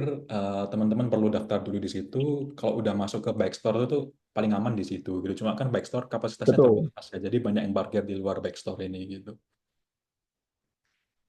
Benar banget Mas. Mas ini maaf ya Mas, ini agak hujan Mas di Jakarta Mas. Jadi Mana-mana. kalau misalnya bocor ya Mas ya suaranya. Oke, mungkin dari Mas Mbak yang lain, kalau ada nih Mas Mbak pertanyaan mengenai apapun seputar kampus sebelum Mas Mbak nanti berangkat, supaya nggak ada yang bingung, supaya semuanya clear, nanti Mas Fahri atau nanti saya juga bisa menjawab apapun pertanyaan dari Mas Mbak sekalian gitu. Kalau mau nanya langsung juga nggak apa-apa Mas Mbak, jadi nggak harus lewat grup chat misal, ya udah langsung on cam juga boleh banget. Izin nanya Kak, tapi aku izin off cam. Siap-siap. Oh iya, maaf Mas, Mas Mr. Smile. Atas nama Mas Sorry, siapa Mas? sorry. Taufik, Taufik, Taufik. Aduh, lupa Oh iya, ganti nama Mas tadi. Taufik. Iya, nggak apa-apa Mas, Maaf, aman maaf ya Mas. Kak. Oke, Mas Taufik, silahkan Mas. Iya, aku mau nanya mundur lagi sih sebelum pre-arrival mungkin mengenai eh, pemesanan tiket ya. Aku kan soal dari Indonesia Timur. Jadi kemarin sempat nanya-nanya ke teman-teman tuh ada yang mesen tiket Garuda ke kantor Garudanya langsung terus nanti minta reimburse ke LPDP. Ada juga teman-teman yang bilang katanya mau mesen lewat LPDP aja. Nah, ini berkaitan dengan kapasitas bagasinya sih, Kak. Hmm. Katanya kalau misalnya pesen dari Garudanya langsung bisa dapat sekitar 40 kiloan, tapi kalau misalnya lewat LPDP itu mungkin paling maksimal sekitar 30. Nah, kalau dari Mas dan ya Mas Fahri dan Mas Aldo sendiri baiknya yang mana nih? Gitu. Itu aja sih, terima kasih. Ya, jadi kalau waktu aku berangkat dulu ya kan karena agennya berubah. Kalau waktu aku dulu itu agen resminya LPDP itu kita bisa request bagasi gitu, request bagasi 40 kilo gitu. Nah, setelah perubahan ini memang nggak ada LPDP bisa memfasilitasi itu gitu. Jadi ya tiket ya udah dibelikan aja nggak ada request. Nah, kalau misalnya kalian mau beli bagasi ekstra, mungkin kalian bisa telepon ke Garudanya atau mungkin bisa datang langsung ke kantornya. Itu seperti itu. Karena nggak cuma berangkat aja, mau pulang dari Sydney ke Indo pun eh, kita juga harus ke Garudanya langsung biar bisa dapat bagasi 40 kilo itu. Gitu. Itu sih, Mas. Iya Mas, bener banget Mas. Itu memang ada, kalau nggak salah memang ada faktor student juga ya Mas ya. Makanya kita bisa dapat 40 kilo nggak sih Mas? Kalau yang aku dengar-dengar ya Mas ya sebelumnya ya. Hmm. Jadi memang Mas Taufik, saya juga dulu pakai Garuda Mas. Tapi saya reimburse Mas waktu itu karena mepet banget. Saya udah nggak sempat lagi ke agent. Jadi saya juga dapatnya 30 kilo Mas sama. Saya juga nggak dapat 40. Tapi ini ada informasi dari Mas Agil sama Mas Satria itu pesan lewat LPDP dapatnya 40 kilo Mas ini dari Mas Oh, Agil terus juga Mas Satria juga dari Qantas juga 40 kilo dapat untuk bagasinya Mas. Kayak gitu info info terbaru ini Mas. ya berarti masih bisa berarti. Iya, betul.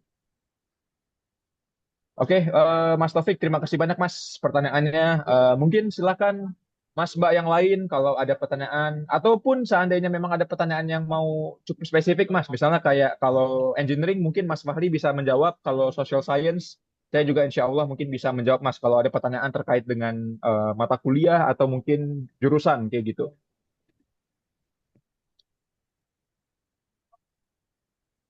Ini Mas Taufik, ada juga Mas dari Mas Akbar. Dari pengalaman pribadi saya terbang dari Makassar, pesan VLPDP dan dapat bagasi 40 kilo. Bagasinya langsung sampai di Sydney walaupun masih Jakarta. Jadi nggak perlu pindahkan bagasi juga di Jakarta pakai Garuda, Mas. Terus si Mas Alda Mayo mesen juga 30 kilo, tapi lewat agen juga, Mas. Jadi ini kayaknya memang case by case banget ya, Mas ya. Ya. Ininya case by case banget. Terus ini Mas, ini ada pertanyaan baru nih, Mas Fahri. Dari Mas, dari Mbak Nisa, sorry. Izin tanya Mas. Buat barang bawaan dicek di web itu untuk carry on maksimal Mas bawa cairan 1 kilo. Untuk check in bagasi cairan maksimalnya 10 kilo. Ada detail nggak ya Mas ya? Mas Fahri ada pengalaman mungkin do's and don'ts lain based on experience mengenai cabin sama bagasi Mas?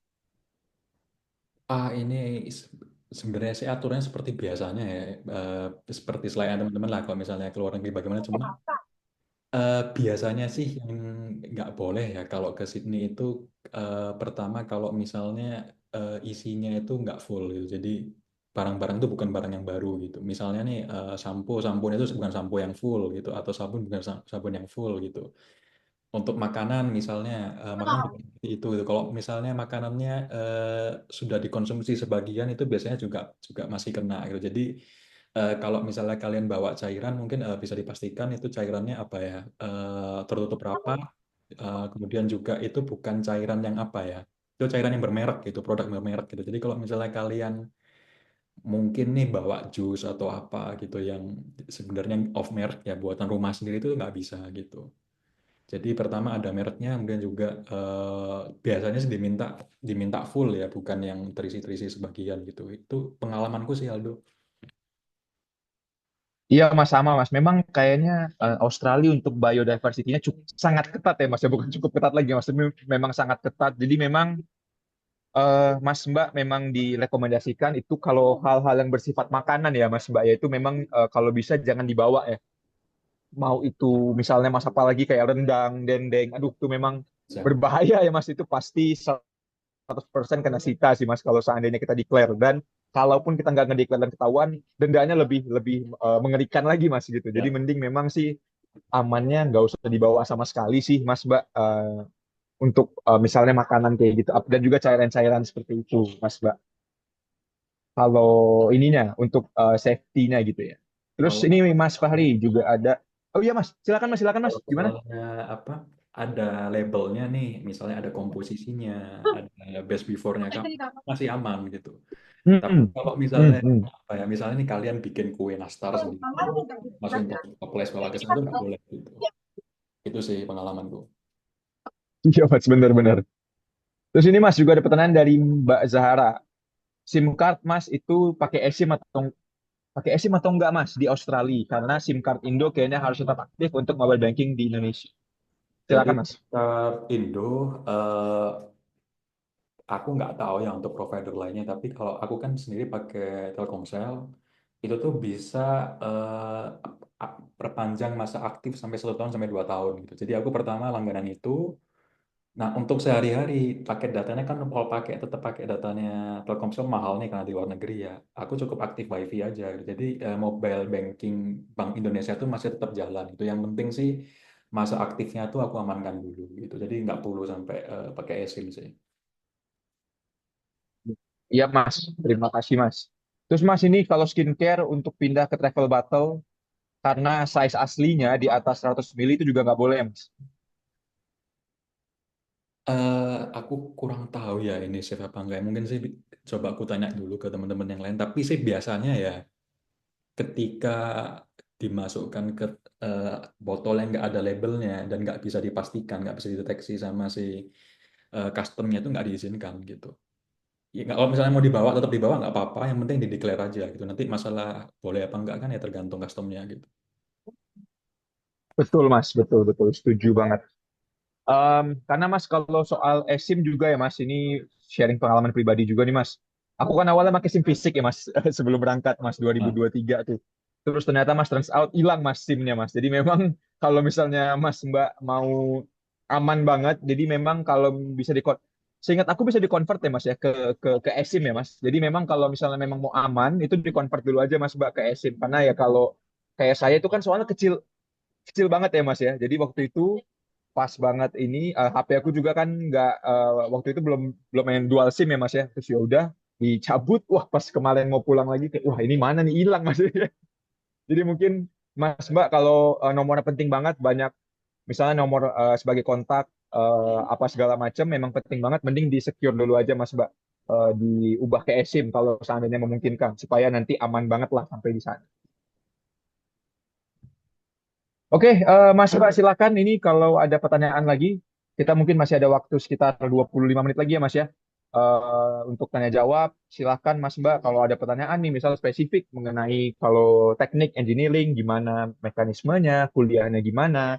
Terus ke Mas Fahri itu bisa, kalau nanti social science, humanities, mungkin saya bisa menjawab juga. Oh tapi Mas, aku juga baru keinget nih Mas, tadi soal apa Mas namanya, Flexi Week ya Mas ya. Oh ya, Itu Flexi Week emang based on jurusan banget nih, Mas betul. Mbak. Karena mungkin kalau Mas Fahri ada Flexi Week, kalau aku dari awal kuliah sampai sekarang nggak pernah dapat Flexi Week. Jadi memang week-week 6 tuh malah banyak presentasi malah Mas. Deadline apa semua malah di week 6 gitu. Dan masih kuliah. Jadi memang nanti Mas Mbak jangan kaget seandainya ngambilnya Business School atau ngambilnya nanti School of Humanities atau School of Social Science, tiba-tiba di week 6 masih kuliah. Karena memang ada beberapa jurusan yang flexi week-nya libur di master, ada juga yang enggak. Jadi ya, yang kalau nggak salah fix libur 100% itu S1. Jadi itu memang flexi week-nya full mas libur. Tapi untuk S2 itu hoki-hokian mas, tergantung nasib lah. Kalau misalnya bagus dia libur, kalau enggak biasanya sih mostly enggak. Jadi kayak gitu mas, Mbak. Silakan Mas Mbak kalau ada pertanyaan untuk Mas Fahri atau mengenai kampus, jurusan, mata kuliah. Ya, ada pertanyaan lagi, Mas.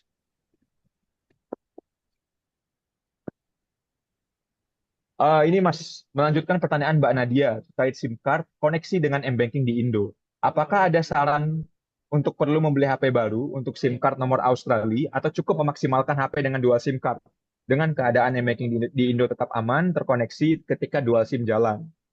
Terima kasih Mas atas jawabannya.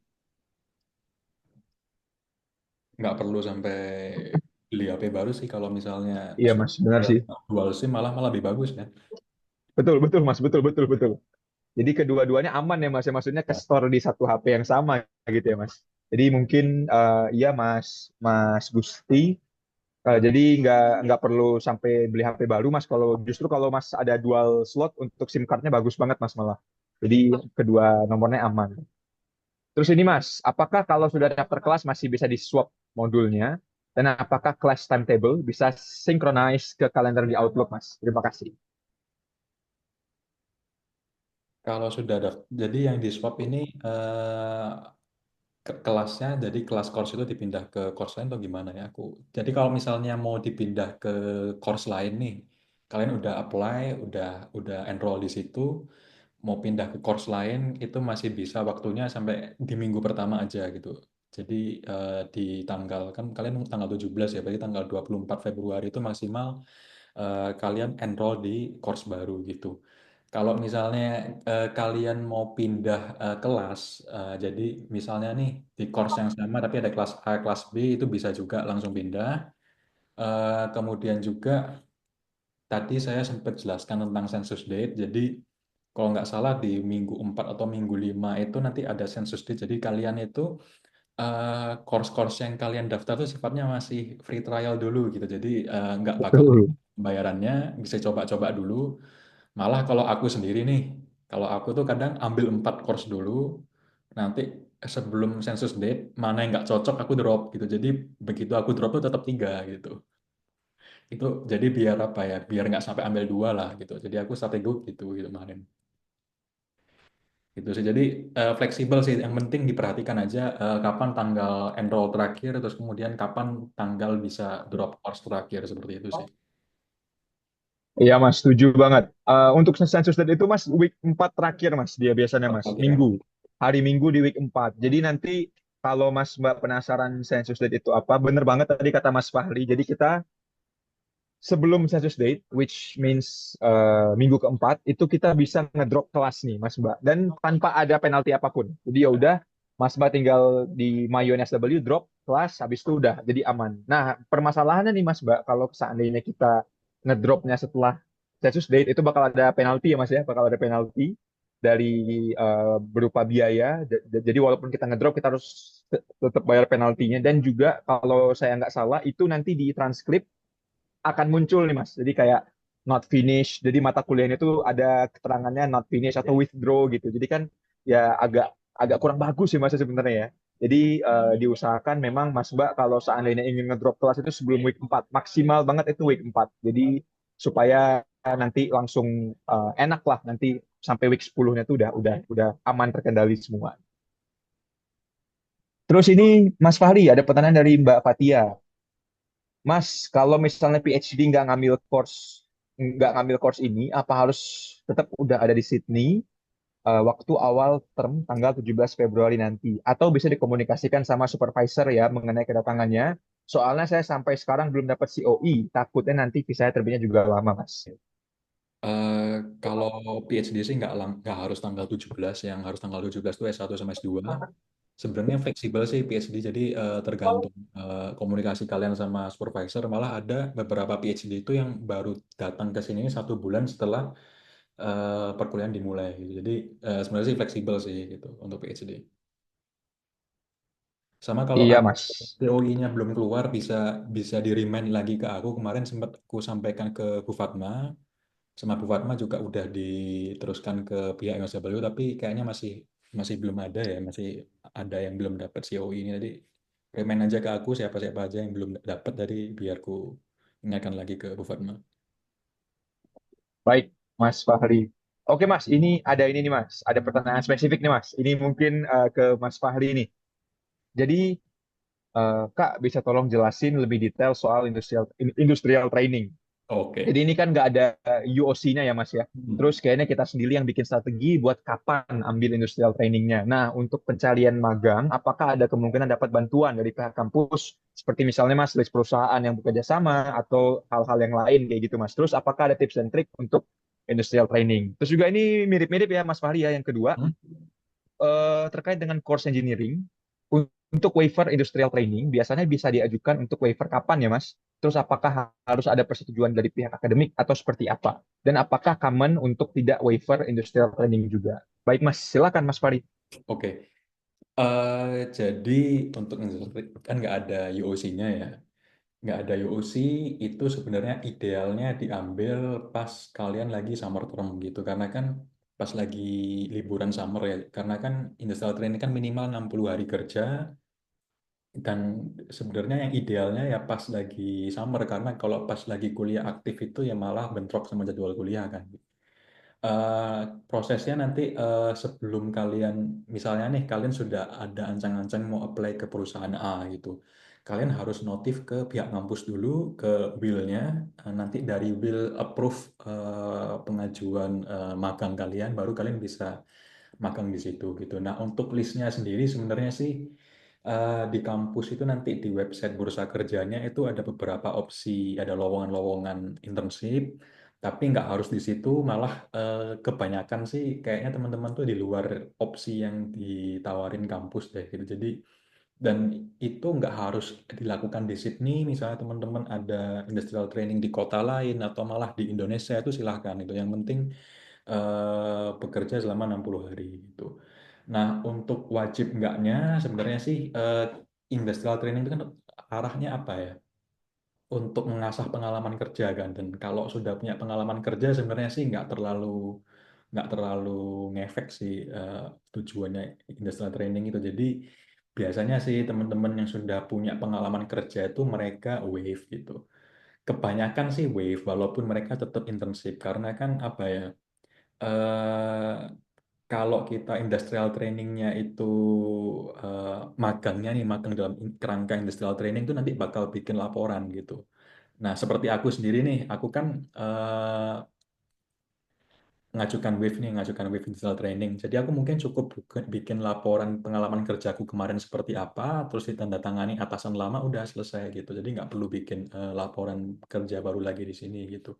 Kebanyakan sih walaupun teman-teman magang lagi di sini, mereka lakukan magang itu di luar industrial training sih gitu. Itu sih Aldo. Dan wave-nya tadi tanya juga waktunya ya. Wave-nya itu malah mau lulus ajukan wave pun silahkan gitu. Tapi yang penting ajukan wave ini itu dilakukan di awal term karena nanti diminta mengumpulkan laporan pengalaman kerja sebelumnya itu maksimal di akhir term gitu. Jadi biar teman-teman nggak numpuk nih, nggak numpuk semuanya di belakang, bisa diajukan di awal term seperti itu sih. Oke, baik Mas. Makasih banyak. Semoga menjawab ya tadi pertanyaan dari Mbak Mbak Nisa dan juga ini Mbak Freli. Mas, kalau Wave Industrial Training, Mas, apakah harus satu bidang dengan jurusan yang diambil? Karena kalau bidang kerjanya beda tuh gimana, Mas?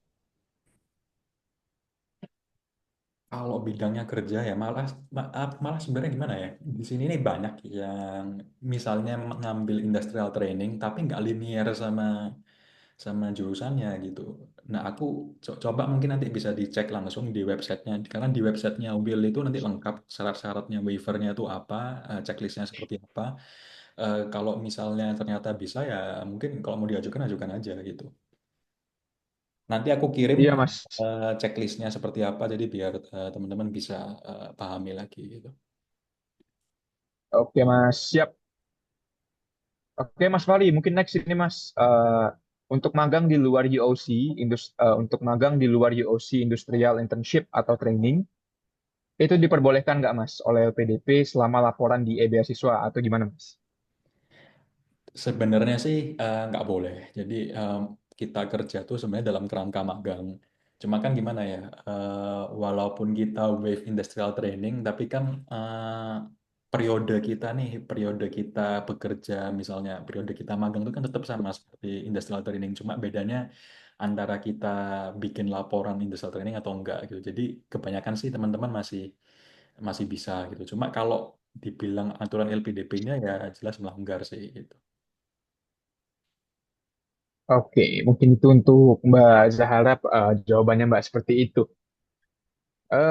Nih kayaknya belum ada lagi nih Mas ya pertanyaan baru yang masuk. Mungkin dipersilahkan banget nih Mas Mbak untuk bertanya lagi. Kalau misalnya mau nanya lewat langsung bisa juga, mau on mic, on cam, dipersilahkan banget. Atau nanti nih kalau ada follow up pertanyaan lagi, bisa juga sebelum nanti misalnya ditutup sesi ini. Tapi nanti seandainya memang sudah selesai, nanti kalau ada pertanyaan bisa chat ke Mas Fahri secara PC, atau nanti kalau seandainya memang terkait dengan social science, kalau saya bisa bantu bisa chat ke saya juga Mas Mbak untuk pertanyaan-pertanyaan terkait dengan mata kuliah, terus mekanisme pembelajarannya gimana dan segala macamnya. Ini apakah masih ada pertanyaan lagi, Mas Mbak?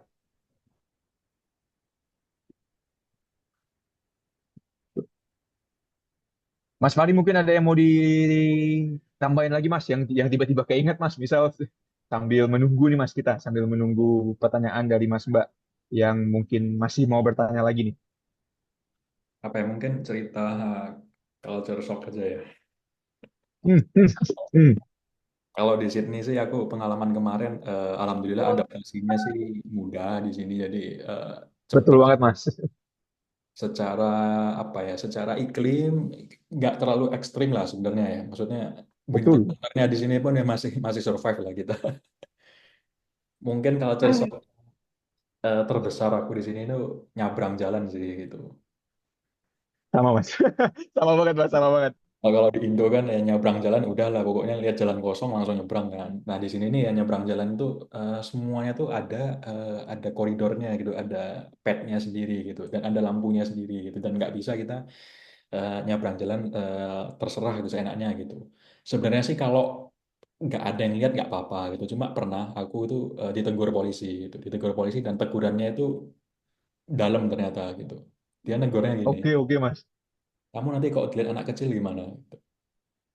Nah, aku sampai mikir, oh, Oke, dan oke, akhirnya oke, setelah oke, itu oke. aku nyebrang jalan sih tetap kadang-kadang yang nyebrang seenaknya. Tapi kalau aku lihat ada anak kecil di situ, aku nggak berani. Soalnya nanti malah Betul, ngasih Mas, betul, contoh yang betul, jelek. betul. Gitu sih. Bener, Mas, bener, bener, bener. Aku juga sama banget sih, Mas.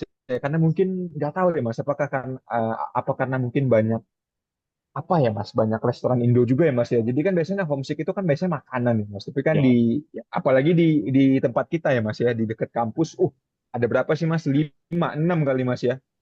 Restoran banyak banget kan, Mas gitu. Jadi tinggal milih kalau mau makan bakso bisa, mau makan rendang apalagi, mau makan nasi goreng juga bisa gitu kan, Mas. Jadi memang adaptasinya enak banget lah ya.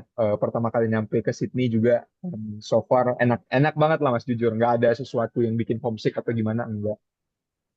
Sama yang nyebrang itu, iya sih, Mas, bener banget. Karena kita kan, aku nggak tahu ya, Mas, aku pribadi sih ngerasa di sana di respect banget ya, Mas. Kalau kita nyebrang di zebra cross, mobil itu bener-bener berhenti gitu, Mas. Di sini kan bahkan, wah, kalau di walau alam lah, Mas ya, kalau di Jakarta apalagi ya, Mas, gitu ya. Jadi misalnya ini ya udah, Mas, kadang orang masih nyelonong aja gitu kan, Mas, mobil gitu. Tapi di sini memang benar-benar ya beda banget ya, Mas. Jadi misalnya ya memang di respect banget lah, Mas, pejalan kaki itu. Jadi apa ya, Mas, namanya trotoar juga gede-gede, Mas, buat jalan tuh enak banget lah, buat buat sehari-hari kalau ke kampus atau misalnya buat commute kayak gitu, Mas. sama di sini nih kan apa ya, mataharinya ya. Karena kan Iya, Mas, benar. di Setuju sih, Mas. matahari ternyata Kacau, Mas. ozonnya di Aussie itu tipis gitu, karena dekat Antartika jadi tipis gitu. Dan rate-nya kanker kulit di sini juga tinggi gitu. Jadi teman-teman ya kalau misalnya pas lagi terik-teriknya jangan lupa pakai apa ya, krim surya itu jangan lupa gitu tuh. Itu penting banget sih gitu. Sama, Mas, kayaknya itu kayaknya November kemarin ya, Mas ya. Kayaknya pas-pas lagi awal-awal summer banget tuh, Mas. Pokoknya pas masih ini lah, Mas, awal akhir-akhir November gitu tuh, ingat banget aku pernah 11, Mas, UV nih, Mas. UV index itu 11 ekstrim gitu ya, Mas. Itu memang benar-benar kacau sih, Mas. Jadi Australia ini emang panasnya beda, Mas, jujur. Panasnya itu wah kacau lah, Mas, kalau udah apalagi kalau udah summer kayak gini ya, Mas ya. Wah, kacau lah. Bener-bener yang Nah, akhir-akhir ini gila Aldo. Jadi akhir-akhir ini sekitar seminggu Mas, iya ya. benar-benar badai di sini. Oh, iya, Mas. Ah, Suhunya berapa, Mas, suhunya? suhunya malah paling 17 sampai 20 sekian lah gitu. Nggak sampai di atas Oh, 30. masih. 30. Oh, even siang pun, Mas. Siang pun masih 20-an, Mas, suhunya. Yang pun 20-an gitu. Dan bener-bener apa ya, anginnya kenceng banget gitu akhir-akhir ini. Iya, Mas, aku sempat ngeliat updatean yang ini, Mas, ya, Beware of Thunderstorm nggak sih, Mas, yang kayak apa, severe thunderstorm gitu-gitu tuh sempat, Mas, aku juga sempat ngeliat itu tuh. Ada notifikasi Jadi notifikasi itunya, Mas. kalau pakai payung lipat di sini berapa kali ganti nggak ada gunanya payung lipat. Betul, Mas, setuju. Aku tuh udah patah berapa ya, Mas, ya, payung kedua kalau nggak salah, Mas. Yang benar-benar dipakai patah, dipakai patah. Udahlah, Mas, beli-beli baru aja terus, Mas, kalau di situ udah. Anginnya apalagi ya, Mas ya. Oh, ini nih, Mas. Ini ada pertanyaan juga dari Mas Danang nih, Mas. Em, Kira-kira nih kalau dari pengalaman Mas Fahri, keuangan dari LPDP, Mas, berarti LA ya, Mas ya. Apakah itu cukup nggak, Mas? Aman nggak untuk hidup sendiri? Dan kalau boleh tahu ada nggak yang bisa ditabung setiap bulan, Mas? Gitu. Mas Fahri mungkin jawab, nanti aku juga bakal sharing juga, Mas. Kalau secara histori sih sebenarnya sih LPDP itu alhamdulillah tepat waktu sih gitu. Jadi malah mungkin dibanding sama provider beasiswa lain sih ya, beasiswa lain di Indonesia sih benar-benar reliable sih LPDP. Cuma Setuju. di momen-momen tertentu nih, karena kan yang ngurus ini kan di Indonesia ya orangnya dan mengikuti hari libur yang ada di Indonesia gitu. Kalau pas akhir tahun, bulan Desember itu kan di tanggal 15 itu mereka ada tutup buku nih LPDP. Dan baru diproses pencairan itu di awal tahun. Jadi biasanya sih pencairan-pencairan awal-awal tahun, akhir tahun itu agak terlambat di situ. Kemudian kalau pas lagi Lebaran itu juga karena kan liburan di Indonesia panjang nih, itu juga biasanya sih Hmm. agak terlambat. Tapi di luar itu sih benar-benar reliable sih sejauh ini gitu. Dan kalau besarannya sih sebenarnya kembali lagi tergantung kebutuhan masing-masing ya. Kalau untuk aku sendiri sih sebenarnya masih cukup gitu, masih cukup dan masih bisa ada yang ditabung sih gitu. Jadi eh, yang fix kan komponen pengeluaran kalian itu yang nggak banyak berubah ya. Itu seperti akomodasi itu dominan sama transportasi nih itu yang variasinya nggak terlalu banyak. Nah, mungkin nanti kalian bisa tekan di biaya hidup sehari-hari gitu. Kalau misalnya kalian sering makan di luar tuh tentu mungkin ngepas atau malah nggak cukup gitu. Tapi kalau misalnya kalian irit sering masak sendiri itu masih masih benar-benar safe sih gitu. Oke, sama sih Mas dari pengalaman aku juga ya Mas ya. Eh, Cukup Mas. Aku pribadi ngerasa cukup cukup banget Mas.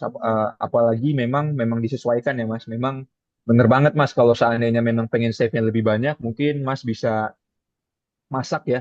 Karena itu neken banget ya Mas jujur ya. Kalau misalnya kita masak sama mungkin nggak beda. Kalau di Indo kan jujur kayaknya nggak seberapa beda jauh ya Mas. Seandainya kita misalnya makan di luar gitu Mas, misalnya di warteg atau di burjo itu sama makan sendiri gitu kan mungkin ya beda tapi mungkin nggak yang sejauh itu Mas. Tapi kalau di sini kan memang sejauh itu ya Mas ya kalau kita masak sendiri.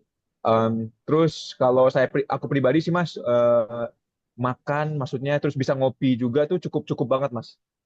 Bahkan masih masih berlebih gitu Mas. Udah makan di luar aku cukup sering Mas. Terus juga ngopi hampir tiap hari gitu Mas. Kadang beli share tea, beli beli beli kopi apa ya Mas ya buat belajar gitu itu masih masih cukup banget.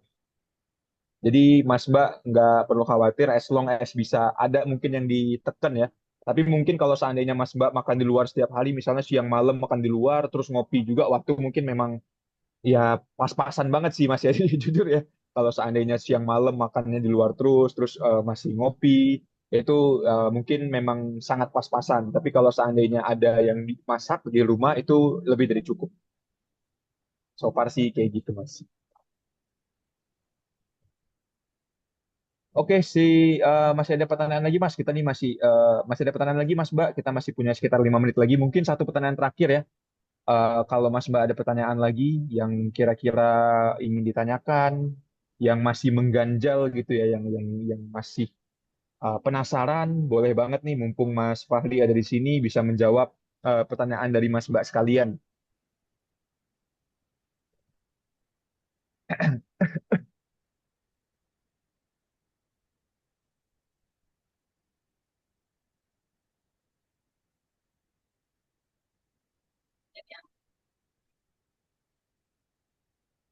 Gimana Mas? Ini mau kita tunggu Mas mungkin sampai 4:58, 4:59 Mas kan. Seandainya memang nggak ada pertanyaan, nanti mungkin langsung kita tutup aja Mas ya.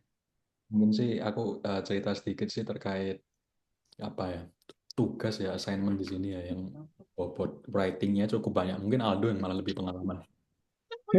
Oke Mas, siap, siap. Mungkin sampaikan aja. Biasanya kan teman-teman yang baru itu apa ya kayak penulisan seperti sitasi atau malah juga yang terjebak sama plagiasi itu cara-caranya gimana gitu cara-cara writingnya gitu. Oke Mas, siap. Memang em, citasi itu Mas Mbak di sini, apalagi kalau di social science itu cukup ketat ya Mas ya. Jadi memang disesuaikan aja nih Mas Mbak. Jadi biasanya kalau nanti kan tadi Mas Fahri juga udah sempat cantumin ya Mas ya. Jadi Mas kalau di aku itu Mas biasanya itu ada tiga Mas tugasnya bahkan. Jadi misalnya 30%, 20%, 50%. Atau 30, 30, 40% gitu. Nah jadi memang kalau untuk tugas kayak gitu Mas Mbak, biasanya itu pasti akan ada instruksi tugasnya gitu Mas. Dan itu nanti akan dibikin juga tuh Mas di bawah. Misalnya this assignment will only accept like Harvard atau School of Social Science citation kayak gitu. Nah, itu penting banget karena bobotnya kan juga beda-beda ya Mas ya. Kalau kalau di aku pribadi Mas, misal nih ada satu tugas 30% dari nilai akhir. Nah, nanti 30% ini kan Mas dibagi lagi kan Mas. Jadi misalnya dari tugas pertama itu 30%-nya analytical thinking, 20%-nya argument, terus 30%-nya lagi misalnya flow dari tulisannya, 10%-nya itu citation. Nah, itu memang 10% itu lumayan banget ya Mas Mbak. Jadi itu bisa banget kalau itu aja udah bagus, itu udah langsung HDDN gitu. Dan nanti untuk pertama-tama memang cukup challenging ya Mas, karena aku pribadi ini Mas sangat yang aku merasa sangat berbeda dari Indonesia juga. Di sini kan sangat transparan ya Mas.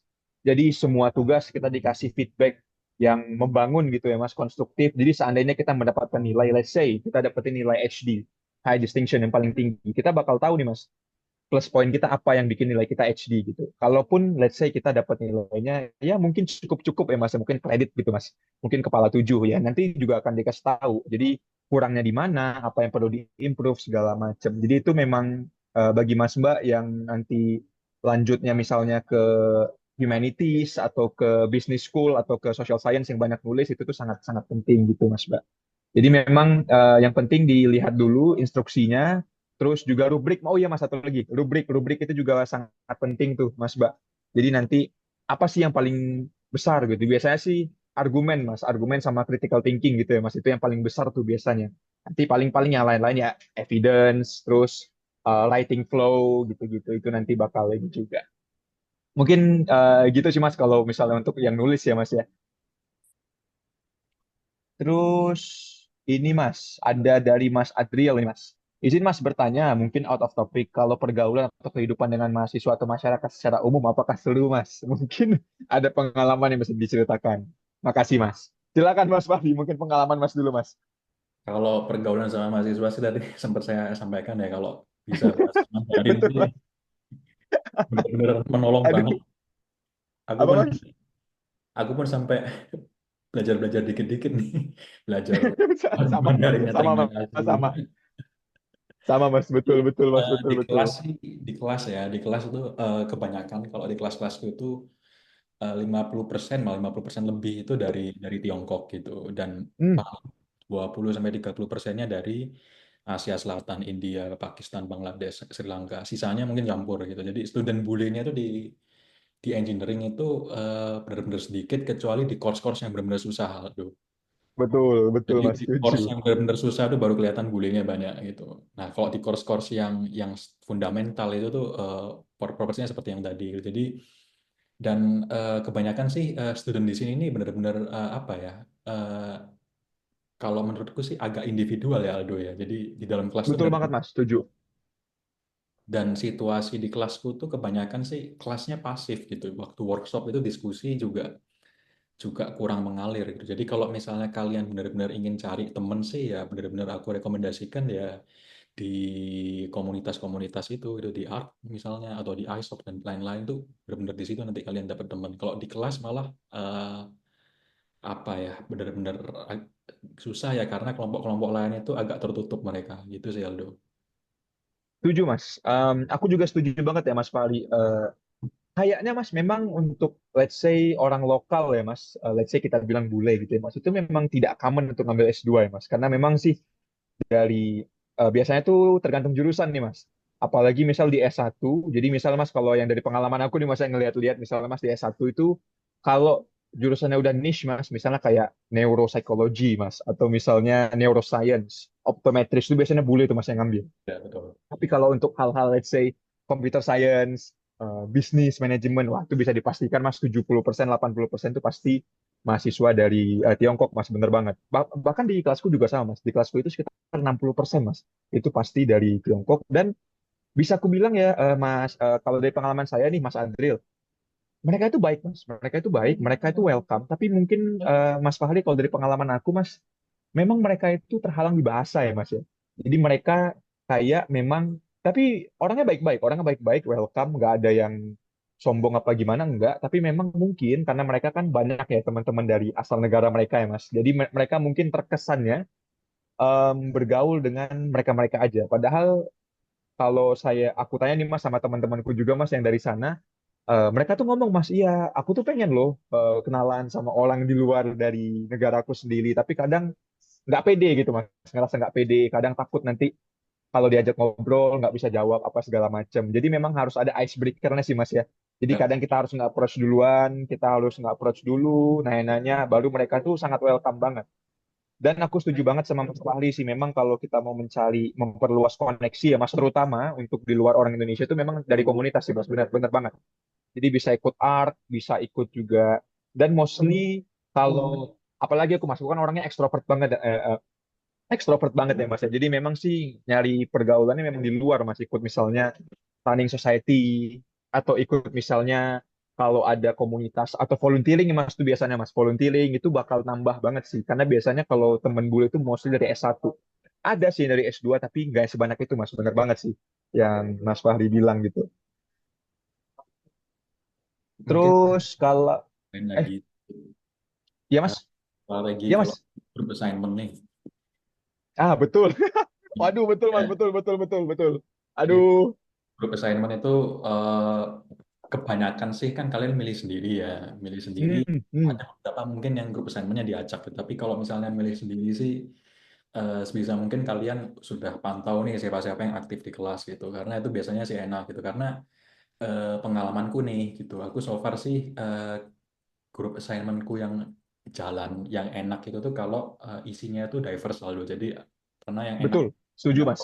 ya orang India gitu, macam-macam. Jadi tapi kalau misalnya aku bukan bermaksud mendiskreditkan kelompok tertentu ya, tapi kalau sama yang kelompok-kelompok dominan nih, itu tuh agak agak susah jalan itu, malah kadang bisa hilang, bisa tiba-tiba hilang. Jadi kalau menurut Betul. ini Hmm.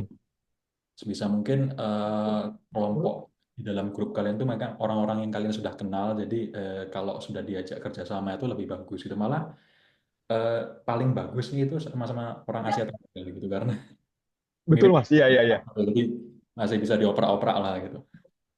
Betul Mas, betul betul betul. Aku tuh setuju banget Mas, karena biasanya Mas kalau teman-teman aku nih Mas dari Singapura ya Mas, Singapura, Malaysia, wah tuh biasanya memang ambisinya mirip-mirip Mas. Ya. Maksudnya mereka punya ambisi untuk yang terbaik gitu Mas. Tapi kadang kalau sama teman-teman yang lainnya, kadang itu sih Mas, kadang ya kita walau alam lah Mas ya memang ya kadang, aduh ya udah deh gitu. Maksudnya kayak udah kita coba approach nih kan Mas, udah kita chat segala macam ngilang gitu Mas. Aduh kadang memang cukup tricky sih Mas untuk milih tugas kelompok, bener banget sih Mas itu. Terus ini ada juga Mas, pertanyaan lanjut nih Mas, dari Mbak Zahara, kalau komunikasi dengan lecturers atau conveners, apakah lebih informal Kak? Jujur Mbak, kalau dari pengalaman aku pribadi, memang kalau sama dosen di sini tuh chill banget ya Mas ya, santai, maksudnya kita panggil nama, terus, dan yang aku sangat salut nih Mbak di sini, dosen itu fast respon banget Mbak. Jadi kita email, mereka pasti bales. Dan biasanya kalau seandainya telat itu pasti karena hari libur atau karena tanggal merah. Biasanya sih kayak kayak kayak gitu ya Mas ya.